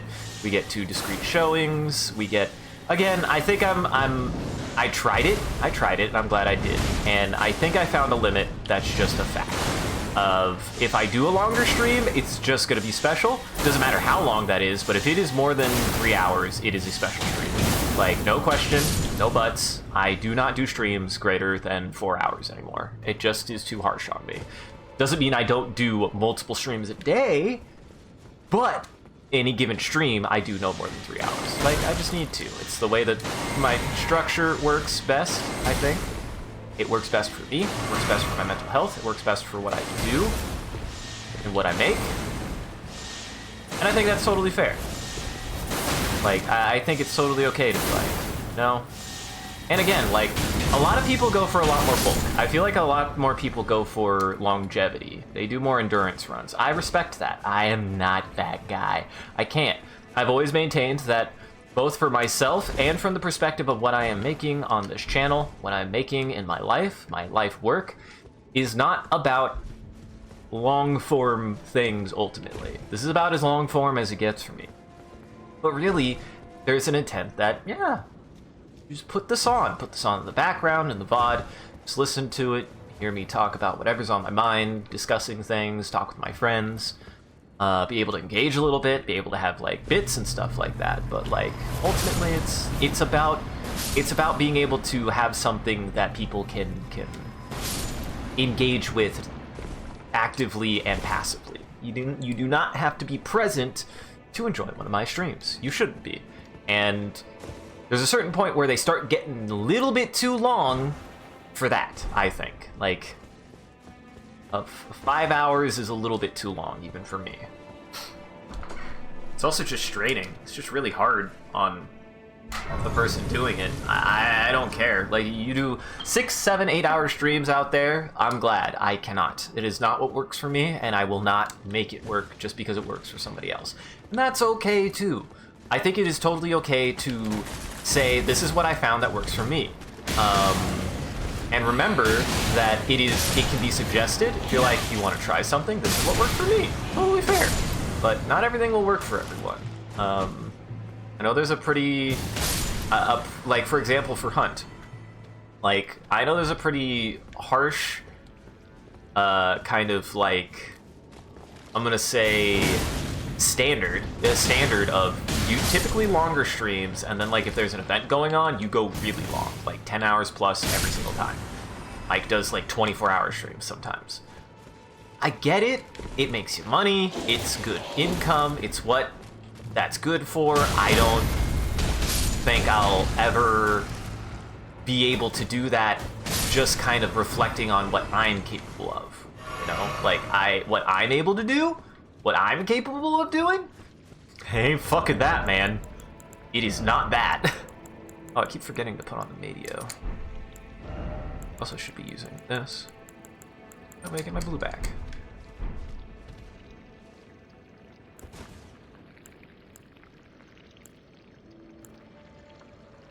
Hmm.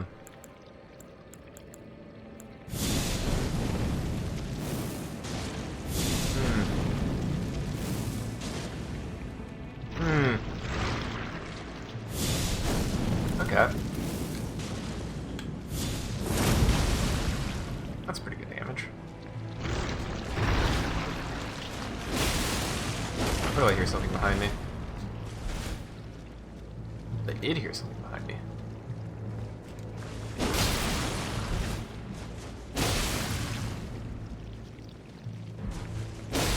Okay. Okay.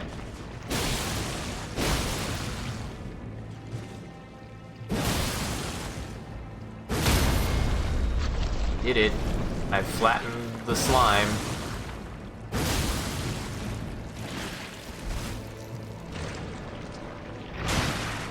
But wow, I can't believe you can do that.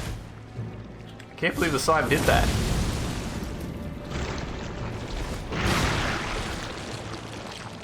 One, two, done.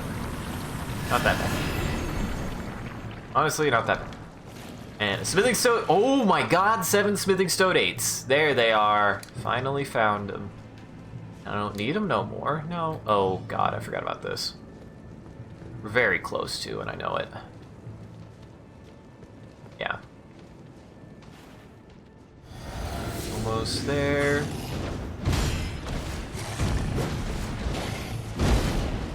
I remember this guy being really difficult.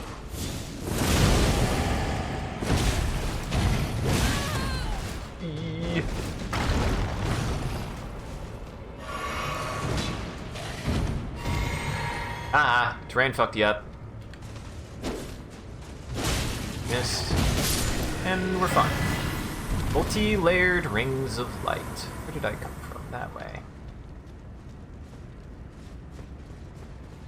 I get easily, like, I don't know why.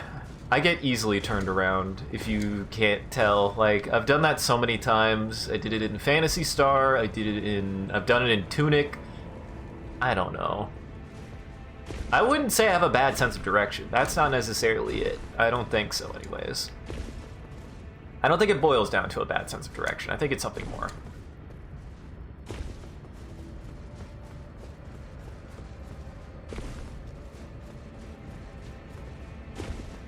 Look at all the sleepy boys. Except for the... Oh no, the Ewell is sleeping too. Just sleep standing up. The Ewell. Oil. Oil. Okay. Yeah, I'm gonna call it. I'm gonna call it there, and then we'll be ready. This will give me some time. I just need to go poop. I'm gonna go poop after this, definitely. I don't think I need to do it right this second, so we'll just get through the outro. This was good. Much better. Much better. I'm much happier with how today went. Much happier with just... Yeah. No matter what happens, if I'm like, as long as I can talk about it, discuss it, that's what's fine. You know? Like, I'm still in a better place. I'm still in a better place to play Elden Ring than I was when I played Dark Souls 3. That's what we gotta remember. That's always what we gotta remember. This is still going better than Dark Souls 3. I wanna go to Bing. Bing create. Oh boy, do I need to sign in? Might need to sign in.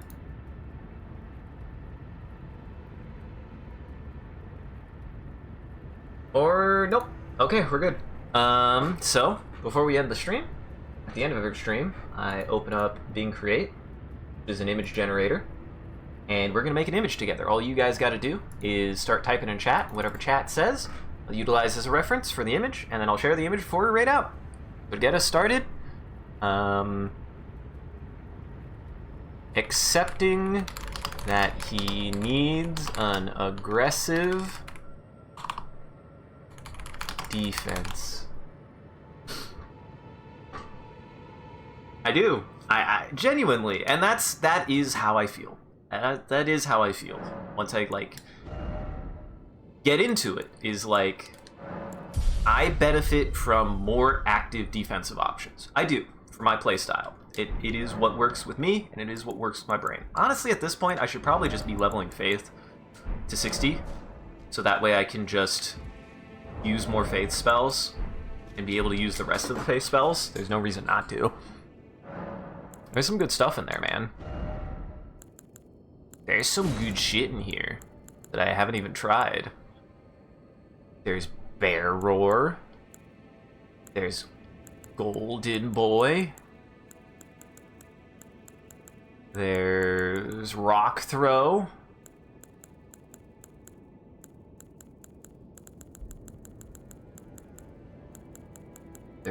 I'm surprised I didn't end up sticking with Black Flame, but eh. I want more DLC pyromancies. I feel like there are some good ones, but I still haven't found that many. Honestly, I should probably be using more Flame of the Fell God, and the reason why is because Flame of the Fell God is the moon for pyromancies. And I thought it wouldn't be very good, and I've seen Sean been using the moon, and the moon is really good.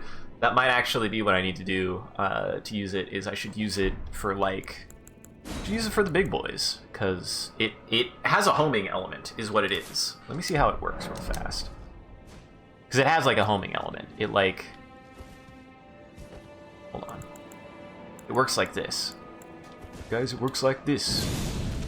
You spawn it, and then it kind of moves for a second like the moon, and then it should pick up speed. No, it doesn't. Never mind.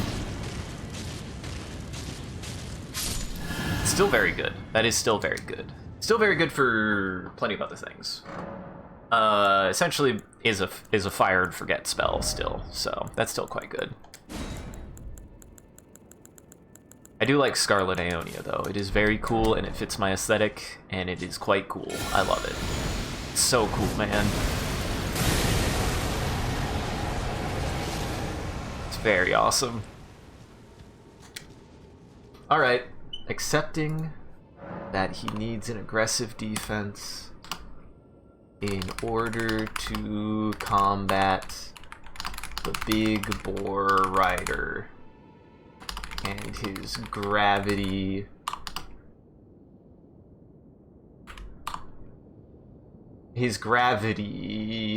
conundrums. That's not gonna do anything. This isn't gonna do anything. This isn't going to do anything. Alright, so, stick around to the very end. I also do a bit of a closing bit, and we do raid after every stream, so that way the daywalkers in our chat can keep watching. Just everybody else out there, make sure to go unlock your doors and windows, because it's no longer lunchtime for daywalkers. Thank you for joining, everybody. Hope you had a good time and you enjoyed the show. If you're able to join the live show, thank you for stopping by and chat and watching. If you're watching this in the future, thank you for taking the time of going back and rewatching the VODs. We appreciate it. If you're out there and you enjoyed this, and you want to see more of what we're up to, I recommend scrolling down below and following, or clicking any of the links below. Link to an Instagram, Facebook, a Twitter, and a Discord. We post when we go live on any one of those platforms, as well as anything else that we're up to, and just generally you can come hang out with the rest of the community there. It's a good time in the Discord. Speaking of which, a shout out to our community there and everyone who follows. You guys are a wonderful audience and we appreciate you. If we do anything particularly entertaining or noteworthy, feel free to clip it and share it on the internet. Make sure to also hashtag with MCCanary or link it back to the stream so people can find more of the good stuff we do here. And as always, if you want to see the stream grow, you've got to let people know. I appreciate people have been talking about the stream and I encourage you guys to do it more. It helps us out and it's just a really cool thing that I'm glad that you guys are willing to do. It means a lot to me. So yeah, if you just want to be a cool guy, help the stream out, tell people about the stream. I won't. And as always, a huge thank you to Mo Shrimp and all of our supporters on Patreon and Twitch. Your generosity allows us to continue to expand the stream as well as take on more projects, and the stream would not be made possible without viewers like you. So we thank you. If you want to see your name added to this list, as well as a couple of the benefits you could get, you could always subscribe directly on Twitch or check out the Patreon page here. It'll show you everything that you can get, and any amount is always appreciated. Once again, thank you. I thank you to Matsu for a wonderful job holding back the Robot Army and becoming famous. Thank you, everybody, for playing through Elden Ring with me. I did have a good time. I had a much better time today. I'm going to try to keep this mindset in the future. We made some good progress. I think it was a good session. It was a good session. Elden Ring is not therapy, I swear. Check out the rest of my friends in Goblin Entertainment. That link tree has links to everyone's channels and everything that they've done and they've been up to, and my own link tree here. It has everything that I post to, such as a VOD channel for the Twitch, as well as a YouTube for my own videos, an ArtStation for my art, a SoundCloud for my music, and much more. So go check everybody out in Goblin Entertainment. Guys, I'm gonna send you over to Tria. She's going for partner push. She's a really good gal. Everybody go support her. Say hi to her. She's a good person. She's good people. So go say hi. Otherwise, have a good afternoon. Take it easy. We'll be back later. Back playing something. We could be doing something new. We finished PS. We finished Phantasy Star. We done. We did it. We done did it.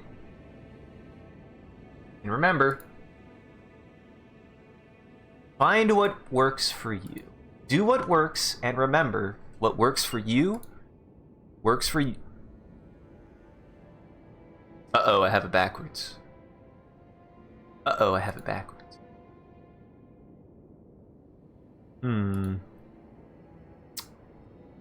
Why does that fit? Did they use... Is that Leon? Did they use Leon? Leon, is that you? This just looks cool. This just looks cool. I like that they gave him a fucking gun. Now this is the Boar Rider, which is incredible. I'm glad that he done fucked up whoever this guy is. Good progress. 5. We did it. We did it. Took a while for some of them.